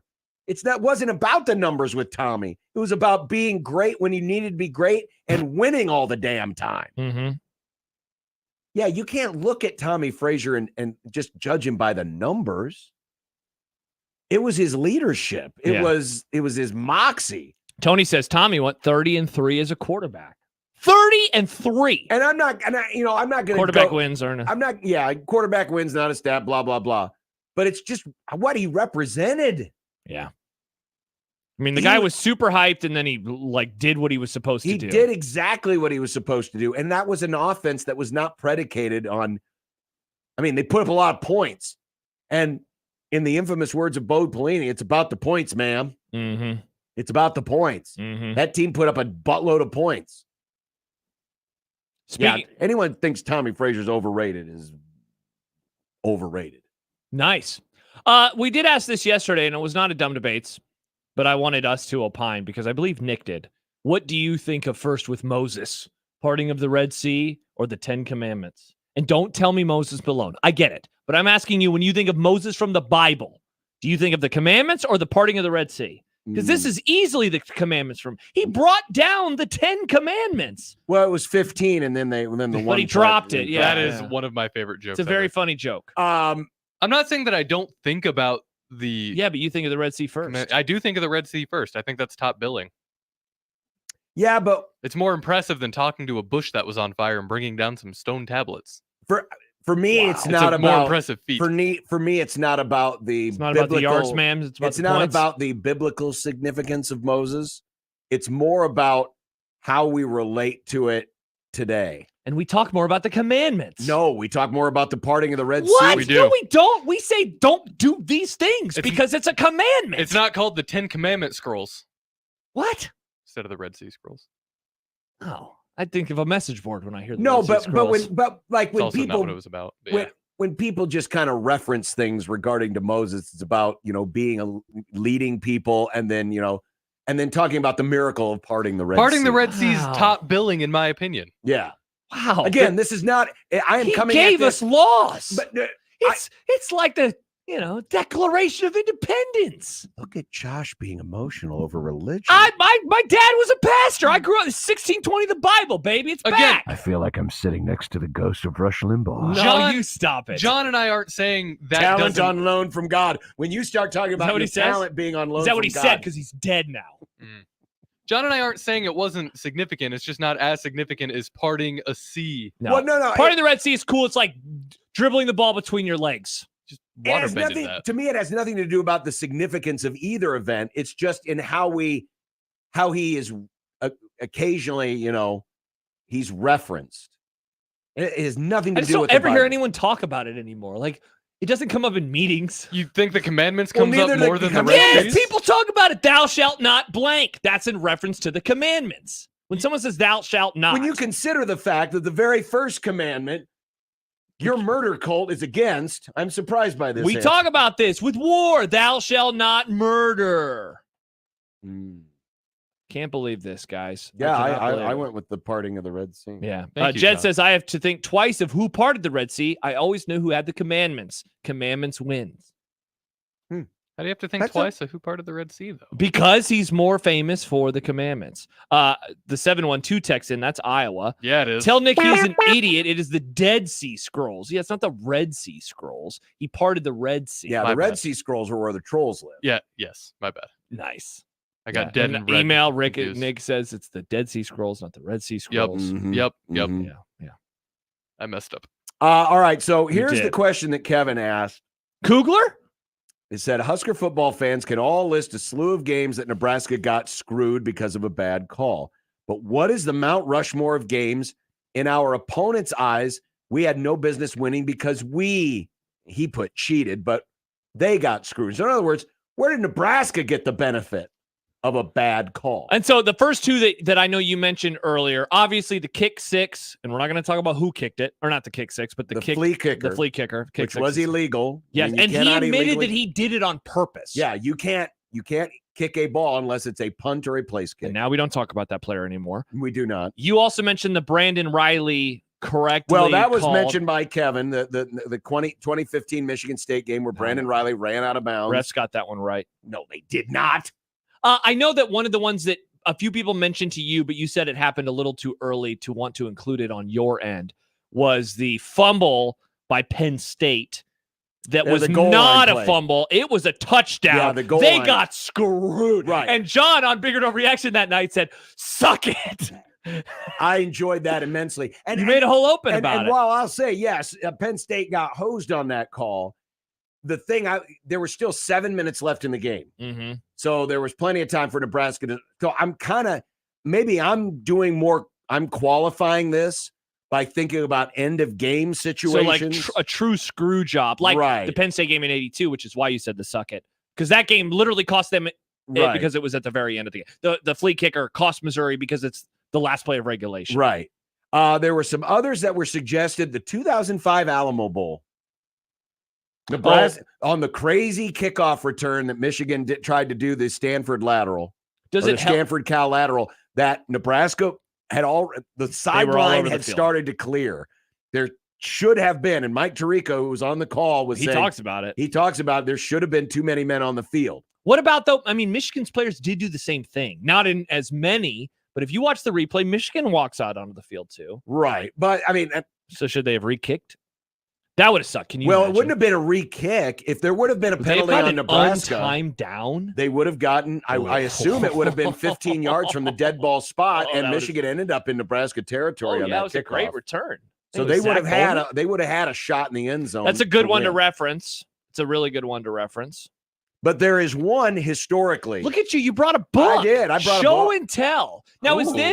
is this the punt return versus Oklahoma? No. Okay, because some people brought up that Oklahoma fans believed that there was Yes. a block in the back on Yes, Johnny the Joe Jets. Blaha clipped on that play. Now, that was the very first touchdown of the game. Yes. And we have no idea how the game would have played out from there on. But I mean, certainly, was it controversial? Yes, I will acknowledge it was controversial. But again, it's not a game-winning walk-off touchdown. But this book, the Henry Cordes book, Devaney, Birth of a Dynasty, Omaha World Herald published it. This is a great book. I don't think I've read that book. Great book. It's a great book. It talks about the Devaney years, but specifically the formative years, 67, 68, where the team had a bad season, had two, in their terms, bad seasons, and then 1969, 70, 71, Nice. obviously. Yeah. But there was a very important call that might be the most important break Nebraska football ever received. Okay, so what year is it? So it's 1969. Nebraska is 2-2. Nice. They have lost already to Missouri, who ends up, and Nebraska ends up tying for the Big 8 title that year with Missouri. Okay. Missouri won the tiebreaker, and they got to go to the Orange Bowl because they beat Nebraska head-to-head. But this was the season that, Jerry Enjoy your Taggy's a last conference sophomore and title. Jeff Kinney's a sophomore, and this is the setup to 70 and 71. Mm-hmm. But Nebraska's 2-2, and they're hosting Kansas, and they're losing late in the game. And Nebraska's, back at about their own 35-yard line on a 4th and long. Okay. 4th and 16. Jerry Taggy goes back to pass, gets flushed out of the pocket, throws a prayer down the field. His tight end, Jim McFarland, runs into a Kansas player. The ball is 10 yards over his head. So it is an uncatchable ball. Oh, and they throw a flag? They throw the flag. Oh. Pass interference. And back then in college football, it was spot of the foul. And so how long of a penalty So the was penalty ended up being about 30 to 35 yards. Woo! And then Kansas, who was so upset about the call, They get got 15. an extra 15. So it's like a 45-yard penalty. Nebraska ends up winning the game. Suck on that, Jayhawks. I'm going to read from Henry's book. Okay. I'm going to read from Henry's book. Jim McFarland was the tight end on the play. And as he writes, on the spur of the moment, McFarland dove headlong into the nearest Jayhawk in a desperate move to draw a pass interference. Both players ended up in a heap on the grass in front of the Husker bench. The ball landed nearly 15 yards behind them. Oh, my gosh. The only question was the defender had the defender interfered or not? And they determined that he had interfered. And as Henry writes, McFarland's acting job had been Oscar-worthy. So basically, he runs into the Kansas defender. He does this on purpose. He runs over the Kansas defender to do this. Reading from later in the book. The Huskers had been lucky, and they knew it. Dana Stevenson, captain of the defense, declared the Huskers, quote, the luckiest people alive.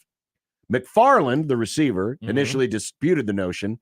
I don't know if you'd call it luck, he told reporters afterward, but the Husker hero couldn't keep a straight face, breaking into a big grin. Well, yes, you would. McFarland acknowledged he could not have caught the ball, but still defended the referee's call. It would be years later before he would publicly admit it, that he was the one that initiated contact, that he did this on purpose. And later in the book, Adrian, our good friend Adrian Fiala, our late dear departed friend Adrian Fiala, and I remember this because he told me this story many times, but he said, today, frankly, that play is no call. If we lose that game, the heat goes from simmer to high. Bob gets run out of town. What would that have done to Nebraska's fortunes? Because Nebraska would have been 2-3. They would have lost to Kansas again. Who knows what would have happened? Mm-hmm. But this play. So it begins a dynasty. This play essentially began a dynasty. Wow. It might be the most important screw job call that went Nebraska's way in program history. I think you just made a great argument for it. It is definitely that, and the flea kicker are like the Lincoln and Washington of the Mount Rushmore of all-time referee breaks the Huskers ever got. That's it's hard to pick two others. It really is, because there's just not these like obvious ones, right? And there's significance. Now the Brandon Riley one, like there's just, I guess the significance of the Brandon Riley one is it kickstarts them going to a bowl game in Mike Riley's first year. Sure, like but it didn't. I mean, didn't start a dynasty. And Michigan started State a great still argument between you and me. Yeah, exactly. Now Michigan State might have been the number one seed, maybe, right? What would they have been that year? Oh no, that's interesting. Yeah, they wouldn't have had to play Alabama in the. No, they probably would have been a 2. But they still, I think, would have gotten matched up versus Alabama. Yeah, they still would have got their ass kicked. Yeah, I'm trying to remember. By Alabama. I don't know. Alan says, this feels like a new segment, Old Tales with an Old, where John tells us old Nebraska stories. I actually don't hate that idea. Well, going down memory lane with John. This is a great book. Now, this happened before I was born, but Devaney, Birth of a Dynasty, Henry Cordes wrote it. I don't know if it's still on sale, if you can still find it. It is a great book. I mean, I learned so much more about this era than I'd ever known before. I don't like that it's a coffee table book. It's a great coffee table book. Make it a normal book. No, it's great this way because all these great Omaha World Herald photos. I stand with Nick on this You one. can put actual photos in a normal book, John. They do it all the time. I know, but I like that it's a coffee table book. I don't like There's Guy the Fly, Guy Ingalls. I have reaching for the ball. Great photography. I have Henry Cordes' book about the 90s teams, and that's a normal looking book. And I like that it's a normal book. Right. That sticks out too far on my bookcase. Well, it's because it's meant for the coffee table. It's meant for the coffee table. I like it, though. I stand with Nick. Piv's books about Creighton basketball and Rosenblatt Stadium. By the way, coffee table books. Two people, oddly enough, just mentioned 2 separate games in 06. We can talk through both of them real quick. Jordan says, wasn't there a questionable call on the final drive of the 06 A&M game that kept the drive alive, or am I misremembering? They called a roughing the passer that I think is a little 50-50.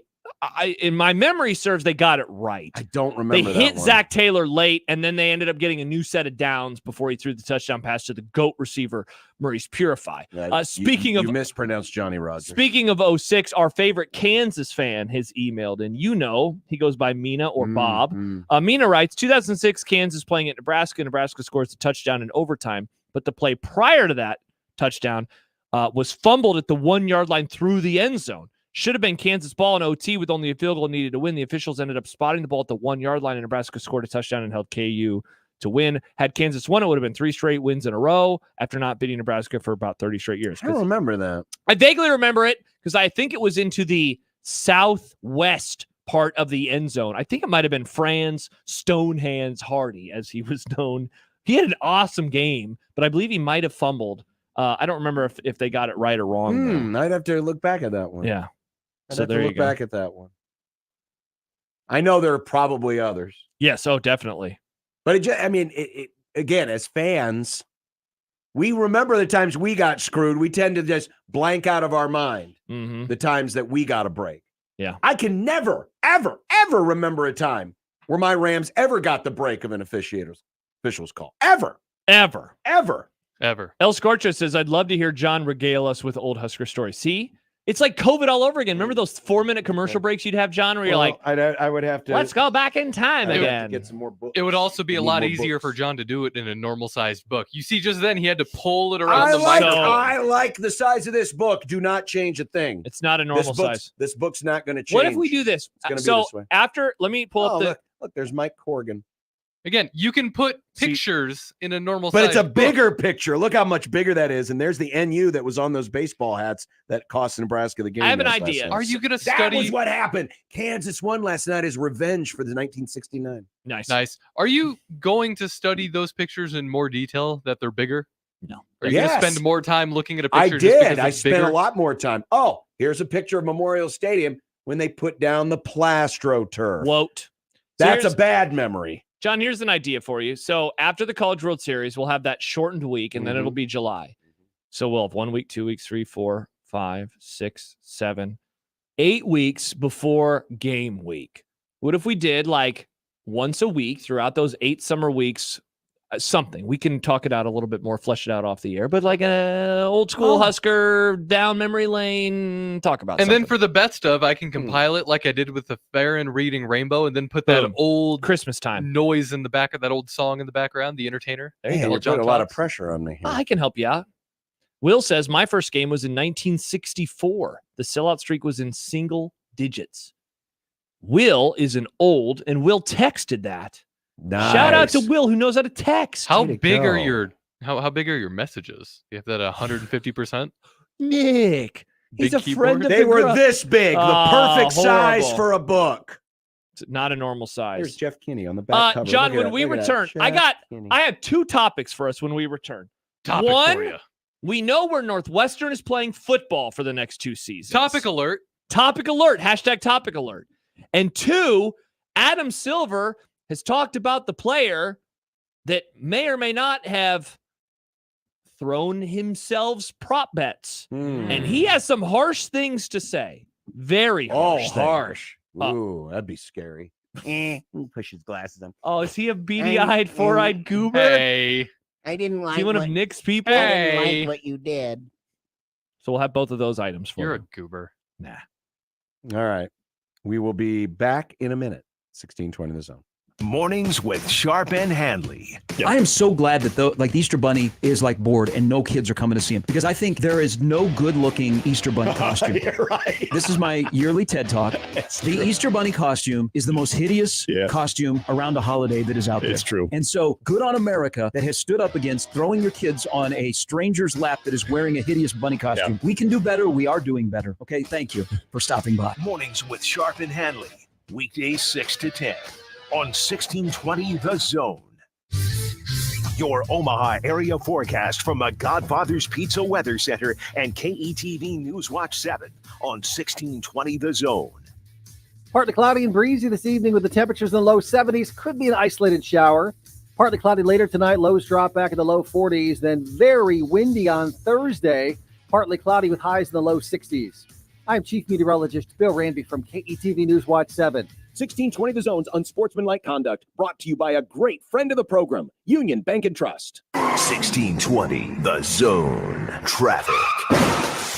From the Pyramid Roofing Time-Saving Traffic Center, no wrecks to slow you down this afternoon. We are getting reports of delays on westbound I-80 between 42nd and 60th. Also delays on westbound I-80 between 680 and Q Street. Delays on eastbound L Street from I-80 to 90th. Also slow going on Industrial Road for both directions at 144th. Delays on northbound 204th at West Center. Slow going on Dodge for both directions at 90th. And then if you're west on Dodge, looks like the delays go from 680 all the way to 120th. I'm Mike Neville.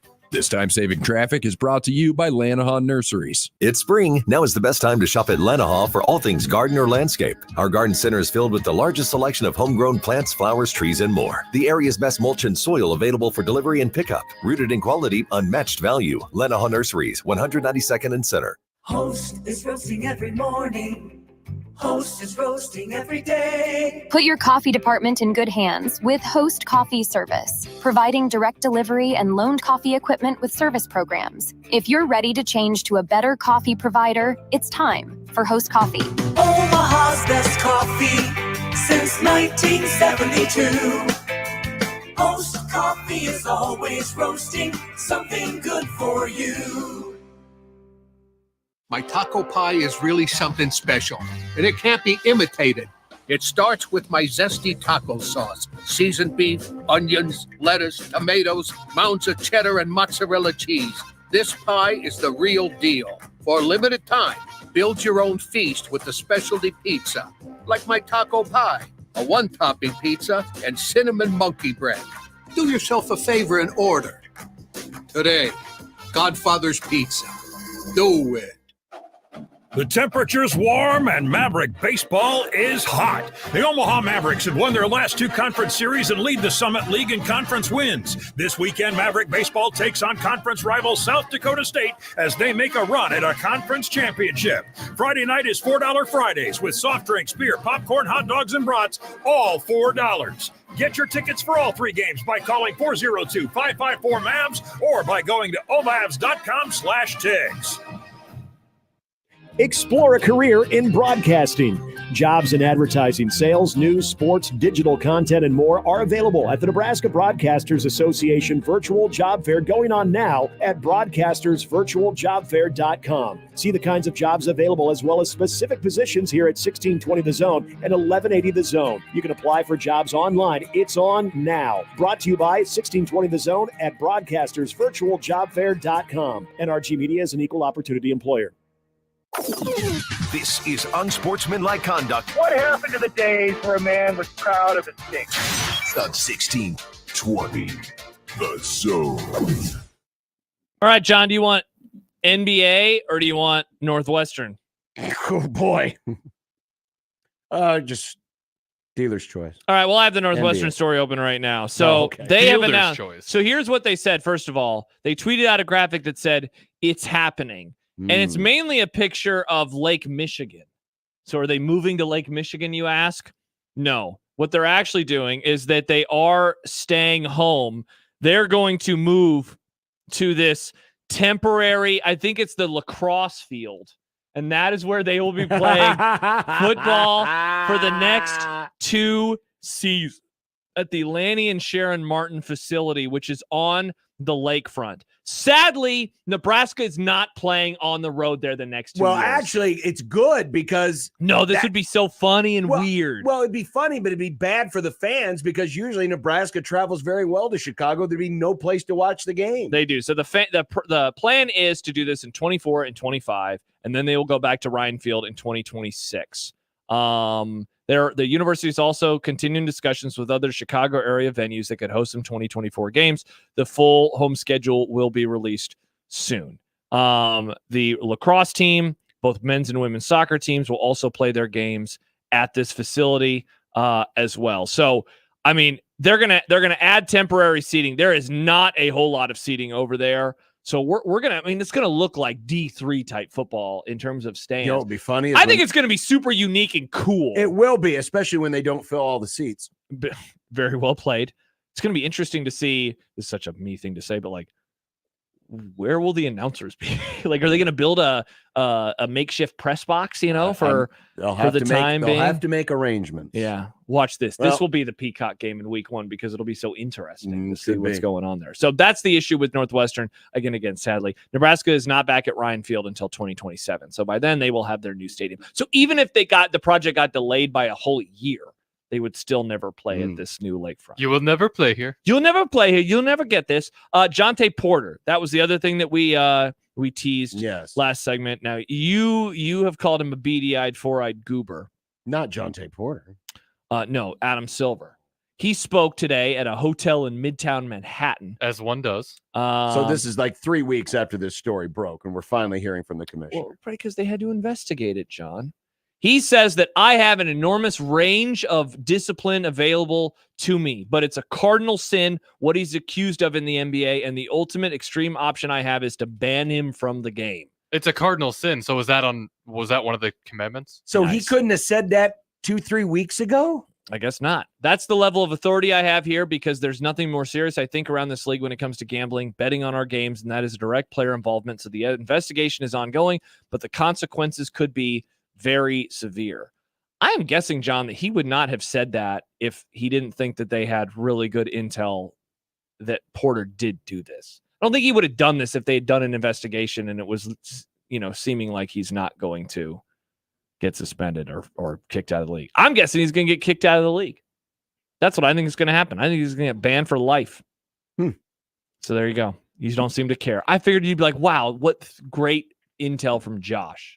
Thank you. It's not really intel. You're just reading a story from ESPN. What great job of I'm finding just surprised that Adam Silver didn't say this 3 weeks ago. They wanted to investigate it. Well, but he didn't say that he was guilty. He just says, I have a wide range of punishments I can choose from.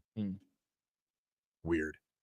Mike is on the 42 Degrees The Source hotline. We were talking about the 1969 Kansas game and the screw job that may have changed Nebraska football history. Hello, Hi, Mike. How you doing, guys? Good. Got a good story about that 69 KU game. Nice. Nebraska's 32 unbeaten streak, 69 through 72, started against Kansas there in 69. That's right. And ended against UCLA in 72. Both teams coached by Pepper Rogers. Rogers. Yeah. That's one of those all-time great trivia questions if you care to use it sometime. By the way, I did not read that part of the excerpt from the story, but Pepper Rogers was very upset after the call. And famously, back then, instead of bringing in Raising Cane's and, catering in neat food, they just had like sack lunches for the guys. And someone had handed him his sack lunch. Have a bologna sandwich. And he wadded up the sack lunch and threw it up against the wall during his press conference. Oh. Well, he got his redemption 3 years later, so it's all good, huh? He did. All right, guys. Thank you. Yeah. He threw his beef sandwich up against the wall. That seems childish. Well, he was very upset. He's a grown man. He was very upset. Find a healthier outlet. I've never thrown a beef sandwich. I'd be pissed at myself because that's a waste of food. It is a waste of food. I've thrown stuff before. Well, if you're an adult, I threw a pillow one time. He wasn't hungry. If you're an adult-ass man, find a healthier outlet. Wow. Like be what? an adult. What? You can't be frustrated and throw something? You shouldn't. At least he didn't punch somebody. That's also true. At least he didn't, physically violate somebody. That's also true. Those are also bad outlets for your anger. Don't whataboutism this. I'm not whataboutism anything. I'm just saying he was healthily he was releasing a pressure valve. You know who else who famously did that earlier this year? One Keisei Tominaga. He threw a basketball up against the basket and you've support. made fun of him for it. But he was releasing energy. But you've made fun of him for it. So you should make fun of the sandwich guy. The sandwich one is more wasteful. They both had one thing in common. They both lost that day. Wow. Theo writes, Pillin missed a tackle that lost the Oklahoma game in 78. They won the Oklahoma game in 78. Pillin recovered the fumble that won the game in 78. Theo, come on, bro. What? I want to hear more things that Pillin screwed up. That's my new favorite on the bit. Football field, he was a really good football player. Sad Husker fan writes, Canes is overrated. That's a bad take. That is a bad take. Bad take. I like Canes. Okay. I like Canes. You were really quiet. And the best part about bringing up these things, you get Matthew now who says, Riley was forced, and you would have to be an idiot to think otherwise. No. Thank you, Matthew. No. You're smart. John is not. The defender has the right to his spot on the field. Nowhere does the defender push or force Riley to go out of bounds. Riley either had to go around him or through him. He chose to go around him and went out of bounds. That is illegal. And the ref touching. said he is getting forced. And I think that. And the ref made the right call. Remember there was that angle from the stands. It was very obvious. There was the angle from the stands where Brandon Riley decided to run out of bounds instead of running the other way. It was very obvious. The ref, it was a normal call. A very legal, normal call. Normal call. It's okay. Normal call. Legal call. It's okay to admit that Nebraska occasionally has gotten the breaks. Wow, interesting. Occasionally. Look forward to you doing that with Creighton next season. Because college basketball is over. Nick, can we get some celebration music? It's a celebration. It's not Going a celebration. It's a celebration. Celebrate good time. That's how we should have opened up yesterday's show. Come on. Why are you such a hater? Hater? What are you talking about? I'm just excited. I'm happy. I'm in a good mood. It's 70 degrees outside and I'm inside. That puts you in a good mood? That doesn't sound like a good reason. I'm going to walk Banks after work. I'm going to buy some spicy pickles on the way home. Walk Banks over to Happer's house and see if Banks likes rabbits. Oh, that's a good idea. Well, coming up next, we have some college basketball in content. Why? Still? Oh, and somebody put something called track and field. Come on. Whoa. That sounds boring. Also, a Masters update. Oh, that's right. Not only are we having pimento cheese sandwiches tomorrow, but it's also our Masters updates. Oh, yeah, but I will give you an actual Masters update when we return. I don't know if we need the music, but I will give you one. Content is next. 1620 The Zone. Omaha's most listened to all sports radio station. Again and again and again. 1620 The Zone. Start your engines. Joe's Indoor Karting in Council Bluffs is off the charts crazy. Joe's Karting is fast-paced, adrenaline-pumping, wheel-to-wheel racing action at over 40 miles per hour. The only speed restriction on these karts is how good you are. Joe's Karting is located just a couple of blocks north of Bass Pro Shop and directly east of AMC Theater in Council Bluffs, Iowa. Go watch a movie. Come race at Joe's. Planning a bachelor party, graduation party, or just a night out with friends? Go to Joe's. Remember, Joe's Karting is your place to race. Getting quality employees to fill positions in your company is essential, but finding those people can be a major hassle, unless you use ZipRecruiter. ZipRecruiter makes finding quality people a breeze. And right now you can try it for free at ZipRecruiter.com/radio. With ZipRecruiter, one click sends your job to hundreds of top job sites. But more than that, ZipRecruiter's advanced technology identifies the candidates with the skills you need, sends you a list of great matches to review, then actively invites them to apply for your job. And the results speak for themselves. 4 out of 5 employers who post on ZipRecruiter get a quality candidate within the first day. That's right, the first day. Now you can focus on your business and let ZipRecruiter do the work finding the best people for you. See for yourself. Experience the ease, efficiency, and power of ZipRecruiter for free. Just go to ZipRecruiter.com/radio. That's ZipRecruiter.com/radio. ZipRecruiter.com/radio. Hey, baseball fans, join the Blur Tailgate at Hilton, Omaha this June for our 12th annual hospitality event during the College Baseball Championship Series. Book an experience for your clients or employees with an inclusive bar, buffet, TVs, music, and tailgate games. Secure your spot today and let Blur Events take care of all the work so you can enjoy the day. Plus, we're just steps away from Charles Schwab Field. Visit blurevents.com to book your group, buy tickets, or learn about sponsorships. That's blurevents.com, your college baseball and football tailgate destination. When you keep a car for a long time, it becomes a classic. When you keep your air conditioner for a long time, it becomes, well, let's just say it doesn't get better with age. Call Standard Heating and Air Conditioning and have your old air conditioner checked out. If it's needed, you can have a brand new Carrier air conditioner installed in no time with fast and easy financing. When the other companies send salesmen, Standard sends qualified technicians. It's just part of the way we do the things we do. Carrier, turn to the experts. At Charmin, we heard you shouldn't talk about going to the bathroom in public, so we decided to sing about it. When you're rolling Charmin, don't you soft on the party. This is more, so roll it back, everybody. Charmin's irresistible, soft and nice. Like It's our party line.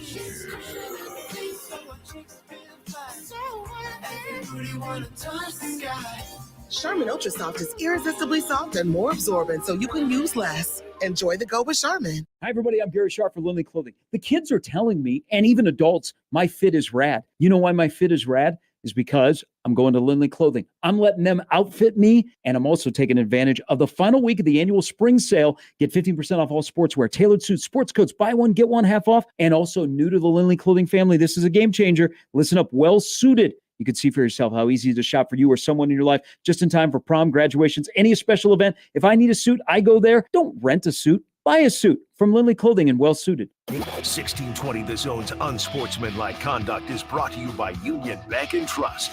Now back to the program. Look, I made you some Unsportsmanlike content. Unsportsmanlike content. Unsportsmanlike content. Content that's unsportsmanlike. All right, Nick, what's up? There are reports that the Arizona Coyotes might relocate to Salt Lake City. Is this an opportunity for Gretna? Yeah, when can we get in on this? I mean, we've shown our interest in the NHL. Yeah, there's a bucket full of testicles. And that's the best part. We can finally change the name of the team, and so people won't get confused. Is it Coyotes or Coyotes? Great question, John. Because I hate it because I don't know the answer, but I know testicles. I mean, he's called Wile E. Coyote. But they're called coyotes sometimes too. I would love this. Let's get it, because then we could build that arena, and then we get volleyball here too. It'd be great for all parties involved. Now that basketball season is in the bag and baseball has settled in, is it time for it's time for what everybody is really talking about? The NFL draft. Today, Mel Kiper suggested the Rams make a big move in the second round to pick Michael Penix as their quarterback of the future. John, do you have big Penix energy? They would trade up? Yeah, well, yeah, but trade up in the second round. We're not talking the first round. We're talking about a second round trade. Yes, mocks have now gone into the second round. Isn't Penix going to be a first rounder? Is he not going to be a first rounder? That's not what he's saying. He's saying he's going to drop to the second round. I'm intrigued. I would be intrigued. I like Michael Penix.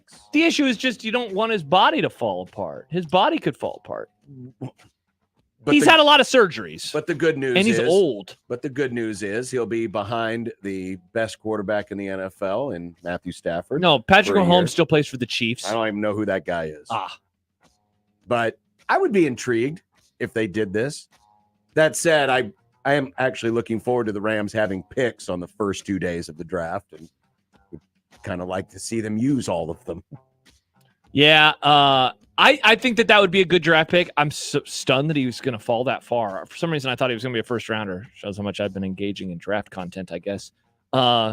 He's just a very injury-prone player. He's had a lot of surgeries, but he's also very good. I was talking about him this morning with a friend. A glass cannon. Yeah, oh yeah. Yeah, he throws that ball far. Unlike Tua. Unlike Tua? No, like Tua. Oh, like Tua.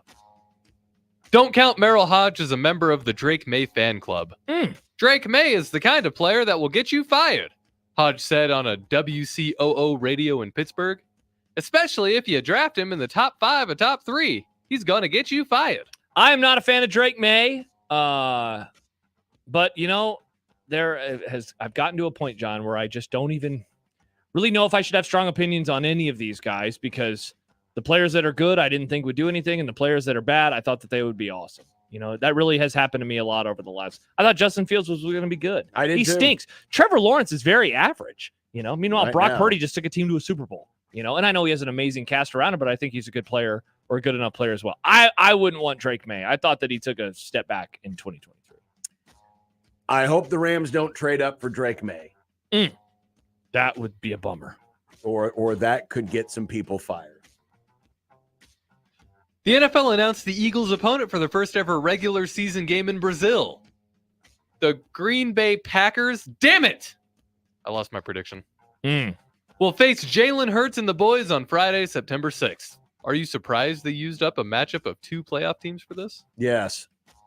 I mean, this was a game, it's a standalone game. They could have picked a perceived lesser foe, and it's still going to pop a rating. Well, remember the early reports were that it was going to be the Browns, which is also I know, and team. I didn't think that was. I mean, I figured for something like this, you could give them again a lesser foe. You could give them a division game. You could give them a Washington game. I thought the Jaguars would have been perfect, or the Giants, or whatever else is on their schedule. But get used to it, folks. Now we're going to have football on the first Friday. This is awesome. You're not happy about a football game between two playoff teams? Go Pack, go! This will be great. I'm glad to hear you finally come around. After They're playing Satan's team. Yes, kick the crud out of them. No, I just am rooting for them against this one particular team, and then I will go back to rooting against the Packers. I believe Jordan Love just threw another touchdown pass against. And Dak is still super sweaty, just drenched in sweat. This is awesome. What a way to begin the football season. A game on Thursday and another game on Friday. Two teams it kind of loses some of the specialness when you play a game on the Thursday. Nah, I'm not a fan. It'll still be You're so not a fan. It was kind of fun to see the Lions beat the Chiefs, It though. was. Yeah, on Thursday night. Yeah, and which is the traditional opener. Yeah, well, now there's another game. It's the next day. It's a Friday. Just go home after work. You're going to get home, John, and an NFL game is going to be on your TV, and you're going to say, come on, man. This isn't Nirvana. We're not asking you to watch Kurt Cobain unplug. That's a really good performance, though. Don't you say anything more, John. I was going to say something about his final performance, but anyway. Wow. John. The Big East Big 12 culture war battle will no longer happen after the next college basketball season. Is the Big 12 running scared from America's best basketball conference? Yes, they are. What's going on here? Though, What's the story because here? the Gavitt games, the Big East Big 10 challenge is coming to an end. How come? This one's coming to an end. Well, unfortunately, I think what we're finding is conferences are now starting to pull away from these types of challenges to ease up on their non-conference scheduling. Sports are getting stupider by the minute. I'm hating this. Yeah, more Friday night Brazil games, less easy games. I don't like this. I don't like the idea. I mean, I love the idea. Creighton got to go to Oklahoma State this year. They played at Lawrence. Yeah. We've seen Oklahoma come to CU. Yeah. Not sure who we're getting this year, but man, this sucks. It does. It sucks. Yeah. Maybe the Big East didn't agree to play these games in Mexico, which is what, old boy Big 12 commish wants to do. No, that wasn't going to be a part of this. Maybe it could have been. What if the Big East did an agreement with the ACC and you got to go to Chapel Hill? I'd be fine with that. Or or Duke got to come to Omaha. And we wouldn't be scared. Interesting. What if you and I took a page out of John's book and give the Big East a bad nickname, like the Big Least, whenever we talk about it? Oh, what do you think about that, John? Well, that would sound stupid. That'd be like making fun of the Chiefs because the Chiefs are the best team in the NFL. Yeah, like calling them the Chiefs. I don't know anyone who did that. The cheats. Mm. The Masters starts tomorrow. Who wins it all? By the way, the Masters starts tomorrow, maybe. We hope. Because Oh. there's bad weather, and it sounds like it won't start until the afternoon sometime. Yeah, they're already postponing the start of the tournament. They said that they will have an update no later than 5 a.m. Eastern time. So we'll know something when we all wake up tomorrow. So apparently there's going to be some very heavy weather in the morning. Yeah, not great. Not great. I think I have started to pick him every year, but I'm going to do it again, even though it's not going to be right. Give me Rory to win the Masters. The one major he has not won. I mean, just like with everything else, when I watch NASCAR, I root for Team Chevy. Yep. When I root for golfers, I root for Team Live. So you're going to take one of the Live golfers? No, I don't know. What I want to see happen. Yeah. Scotty Scheffler, his wife is expecting. Oh, congrats on the sex, Scott. And he has said if she goes into labor, he's leaving to be with her. Good move. I want him to be in the lead on Sunday to see if he'll actually to do see it. if he'll actually do it. That's some poor planning on the whole pregnancy thing. Yeah. Birth around the Masters. Congrats on the sex. Bro, this is your biggest event. This is the Super Bowl of golf. Yeah. A judge ordered Chiefsaholic, speaking of them, to pay $10.8 million to Bixby, Oklahoma, teller he threatened with a gun in December of 2022. Yikes. How's he going to afford this? Rob another bank? It's got to be the only way, right? Yeah, you would think so. I mean, I'm glad this guy is finally getting his comeuppance, but this woman is not going to see anything of that $10.8 million. Mm-hmm. I don't think there's any question about that. Track and field is set to become the first sport to introduce prize money at the Olympics. With World Athletics saying Wednesday it would pay $50,000 to gold medalists in Paris. And John says running isn't real. It's a real thing, John. Look at that money. I never said anything about it not being You said these are real. fake It's just- people. You said running is AI. I didn't say any of that. Woke running. It's just boring. Boring? The running culture. John, wars. have you ever watched a marathon? Yeah, boring. Boring. NASCAR's basically a marathon. It's just louder. Exact. Thank you, Nick. It is a marathon, but louder there's and like boring. passing, and there's a lot. There's passing and running. You should see what I do. I run by people all the time. You're the Max Verstappen of running. Yeah, it's pretty cool. John, I think that we need to bring you to a marathon. You can root on your fellow man and woman. 1620 the marathon. Do I get to You can bring a vlog bed it. and a pillow and Bed and a pillow. No, you can Maybe offer some- them water, maybe some- or pickle juice. maybe some warm milk? Let's take John to a 10K. It'll be an hour. What do you think about that, John? No. Or 35 minutes and 25 seconds if you're me. No. No. You're fast. I'm not going to be going to any marathon. No marathons, no 10Ks. Hmm. What about a mile? Would you watch a mile? Just 4 times around the track. All That right. sounds boring. Wow. For the third straight day, we have a question about Curb. Whoa! The Ringer ranked every single episode. Season 6's The Freak Book finished number 1. Do you agree? So first of all, I actually don't even remember this episode very well, so I cannot agree with it. My number 1 is their number 2, Palestinian chicken. So Nick, the premise of this episode is there is this Palestinian chicken place. Larry David is Jewish, and it's incredible. The owner, though, is an anti-Semite. That's not good. Larry ends up sleeping with her. Oh. Hilarious. And the episode ends with a GIF that I know that you have seen. It's very, very famous, of him trying to decide what to do. It's, should he go to the protest or should he go and have the chicken? I love that episode. I think that episode is spectacular. Also, you could throw in a bunch of episodes from the Seinfeld reunion season. And there's also this episode, speaking of Mr. H, where he teaches an 8-year-old about swastikas. And then this little kid starts drawing them and he knits a pillow that has it. He gives it to somebody as a gift. See, I think the problem here is I need to go and do a rewatch. Mm-hmm. And I, you know what? And if I'd really timed this out better, I should have done the rewatch before this season started. That would have been a good idea. We should have done that in the off seeing season. some of the flashbacks in the final episode, It's very funny. I have forgotten so much about what has happened. I mean, I remember, I remember the storylines. I don't remember a lot of the details. Yeah. I love the Spike Store storyline. Yes. That was one of my favorites. That was a very funny one. I'd forgotten about the one where he put the bottle in his pants and then he hugs a little girl.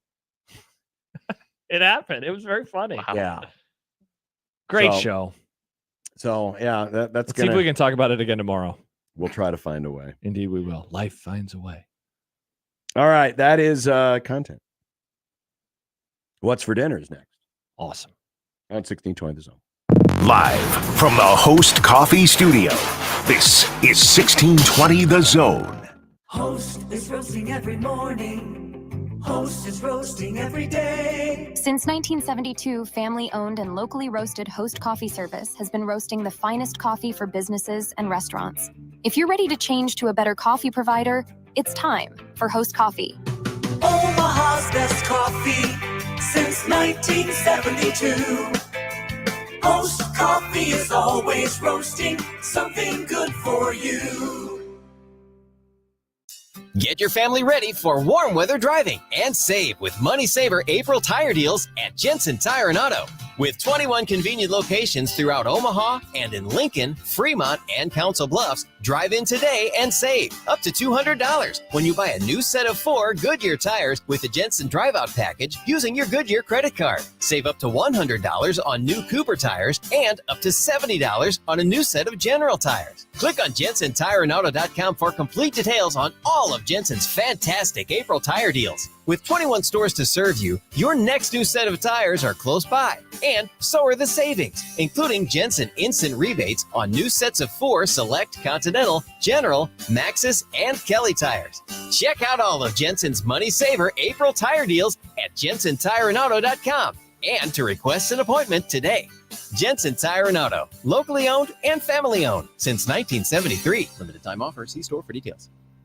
Hey, baseball fans, join the Blur Tailgate at Hilton, Omaha this June for our 12th annual hospitality event during the College Baseball Championship Series. Book an experience for your clients or employees with an inclusive bar, buffet, TVs, music, and tailgate games. Secure your spot today and let Blur Events take care of all the work so you can enjoy the day. Plus, we're just steps away from Charles Schwab Field. Visit blurevents.com to book your group, buy tickets, or learn about sponsorships. That's blurevents.com, your college baseball and football tailgate destination.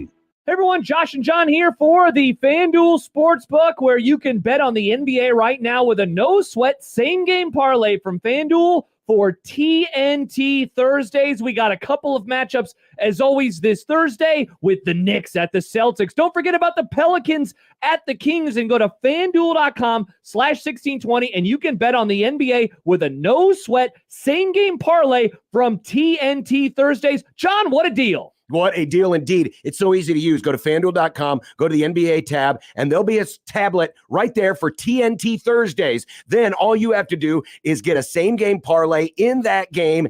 And even if that parlay doesn't win, yes, you can get bonus bets back. Head to FanDuel.com/1620 and bet with the NBA on TNT. 21 plus in President, Iowa. Minimum 3-leg parlay required. Refund issued as non-withdrawable bonus bets, which expire 7 days after receipt. Max refund $5 unless otherwise specified. Restrictions apply. See terms at sportsbook.fanduel.com. Gambling problem? Call 1-800-BETS-OFF. This is unsportsmanlike conduct. They'll perch up in trees. They'll swoop at you. They'll attack you for no reason. Peacocks are mean. They're not going to kill you. On 1620, The Zone. When you knock us down, we're going to get up. And on the way up, we're going to bite a kneecap off. Crust is good on your pizza, not your ass. I will eat your ass first. He's tough as a Woolworth steak. And then it's going to take 2 more shots to knock us down. All right. And on the way up, we're going to take your other kneecap. I'm ready to hang them up, gut them, and skin them, and chop them up. You know what? I'm ready. My daughters aren't starving to death. I'll eat my neighbors. And we're going to get up, and then it's going to take 3 shots to get us down. And when we do, we're going to take another hunk out of you. Cliff, what are you going to take away as your best memory from playing basketball at Boston College? Probably just, going out to eat. The wife, who is still recovering. It's man. It's a very lengthy recovery. The rotator cuff surgery is quite intensive. But she is going to. She said she was efforting to make some kind of a casserole. So I'm looking forward to seeing what this is. I'm sure it'll be great. So we got a bunch of lunch meat the other day, and I haven't made anything with it. So I want to do something with that. And so for the majority of the day, I was thinking I would have a sandwich when I got home. I got to go and get some spicy pickles at the store. But now I'm kind of thinking I might go with a wrap instead. I'm kind of craving a tortilla instead of bread. You gonna heat it up? No, you know what? I think I'm going to go cold tonight. I'm kind of in the mood for a cold, and I'll do some fries or something on the side. That could be good. Yeah, I think so too. I don't know. Oh, maybe rice. Rice? It's probably a rice night. Probably a rice night. Yeah. You know what I won't be having, though? What? Well, have you seen this? Have you heard about this? No. Lunchables. Oh, Lunchables. Well, I know why you're not having that, because that's for lunch. It's not called Supperables. Dinnerables. That's true. Are you having a dinnerable? I'm not going to have a dinnerable. Sir, you remember that study that's come out that they found out people around John's generation are dumb because of all the lead from the gas? Oh, you could have just stopped at dumb. Well, you know how we thought we got rid of lead? I thought so. Nope. They're in Lunchables now. Are they putting pencils in our food? The advocacy group Consumer Reports found traces of lead and cadmium in Lunchables. You're in on lead and cadmium? I mean, I'm sure it's one of the minerals that you need. The worst part about this, not only is it a delicious lunch for field trips, it's also a part of the free and reduced cost food program in schools. Wait, schools have Lunchables now? They do, I guess. Thanks a lot, Michelle Obama. Wow, thanks, Obama. So we're just feeding our kids lead. And then Kraft is like, oh, we stand by the quality of this. So when somebody says, I'm going to pump you full of lead, it doesn't have to just mean... just going to give you a Lunchable. They're going to give you a Lunchable. That's what they mean. So if you ever threaten somebody by saying, I'm going to pump you full of lead, just say, I was actually thinking about Lunchables. Going to give you a Lunchable. Yeah. It's not a threat. It's just Lunchables. We've talked about this before this segment began. Lunchables? But remember that the phrase Taco Tuesday, which was initiated by Taco John's. Oh, they lost somebody, right? that. No, Taco Bell. Oh, that's right. Sued for the right to the name, even though it shouldn't belong to them because they're big bullies with food that goes right through you, makes you poop. I love Taco Bell. Well, Taco John's is firing back. What are they They doing have now? debuted Tuesday tacos. Remember how many? Crap. Remember how people were all triggered about? Oh, Taco Bell, they got rid of the Mexican pizza. That's not fair. Yeah. And now it's back. And they brought it back. So what do well, they guess who else is doing a Mexican Pizza Mexicana? Taco John's. Wow. Theirs actually looks like a pizza. I hate Mexican pizza. I love Mexican pizza. I don't want cold pizza. It's always It's cold. not cold. You got the cold toppings. It's like the hot side hot and the cold side cold. I don't want the hot. No. Have you ever had Casey's taco pizza? No, I don't Oh, eat. it's so Here's good. John, That's if you offered my if favorite. you offered me a taco pizza, I would Walter White it. I would throw it onto the roof. You don't want a taco pie? No. I want tacos or burritos. I don't want no pizza. You eat tacos, right? Yeah. And the tacos have what on it? The hot Salsa. meat, the cheese, I just and don't the. want and that the- with my pizza, though, John. It's just something. It's just else. a different delivery His mechanism, but it's still good. His tacos don't have tomatoes, though, because he's scared of them. Oh, that's right. You are They have scared. salsa, which has tomatoes. I don't. Why wanna aren't you take scared of salsa? I don't know. I can't explain it. I just don't want to take a bite of It's a the same tomato. reason he's scared of fruit. I'm It's not the scared same- of fruit. It's the same reason he thought hamburger steak was not hamburger. I thought it was a steak. I don't even know what it is anymore. It's just a hamburger patty. Why don't they just call it a hamburger patty? I don't know. I agree with you. Because It's a dumb name. Because it sounds better to call it a steak. It really than does. Because people are buy like, it. oh, I'll order the steak. Or like medium rare. Ham steak is just thick cut ham. By the way, we forgot to tell you, Nick ordered a burger medium rare in Vegas. Oh, yeah. Did you? It was an accident. He froze. He was like, medium I rare. froze. Yeah, I always go medium if I. But ask I them. didn't die. Yeah, no, if I'm getting a burger under normal circumstances, I wouldn't get it medium rare. Probably for the I best. just panicked. Yeah, probably for the best. Wow, Adam says Casey's Taco Pizza is actually pretty good. It's very great. good. It's great. You know what else is good? Tomorrow's Grum. Bingo. See you then.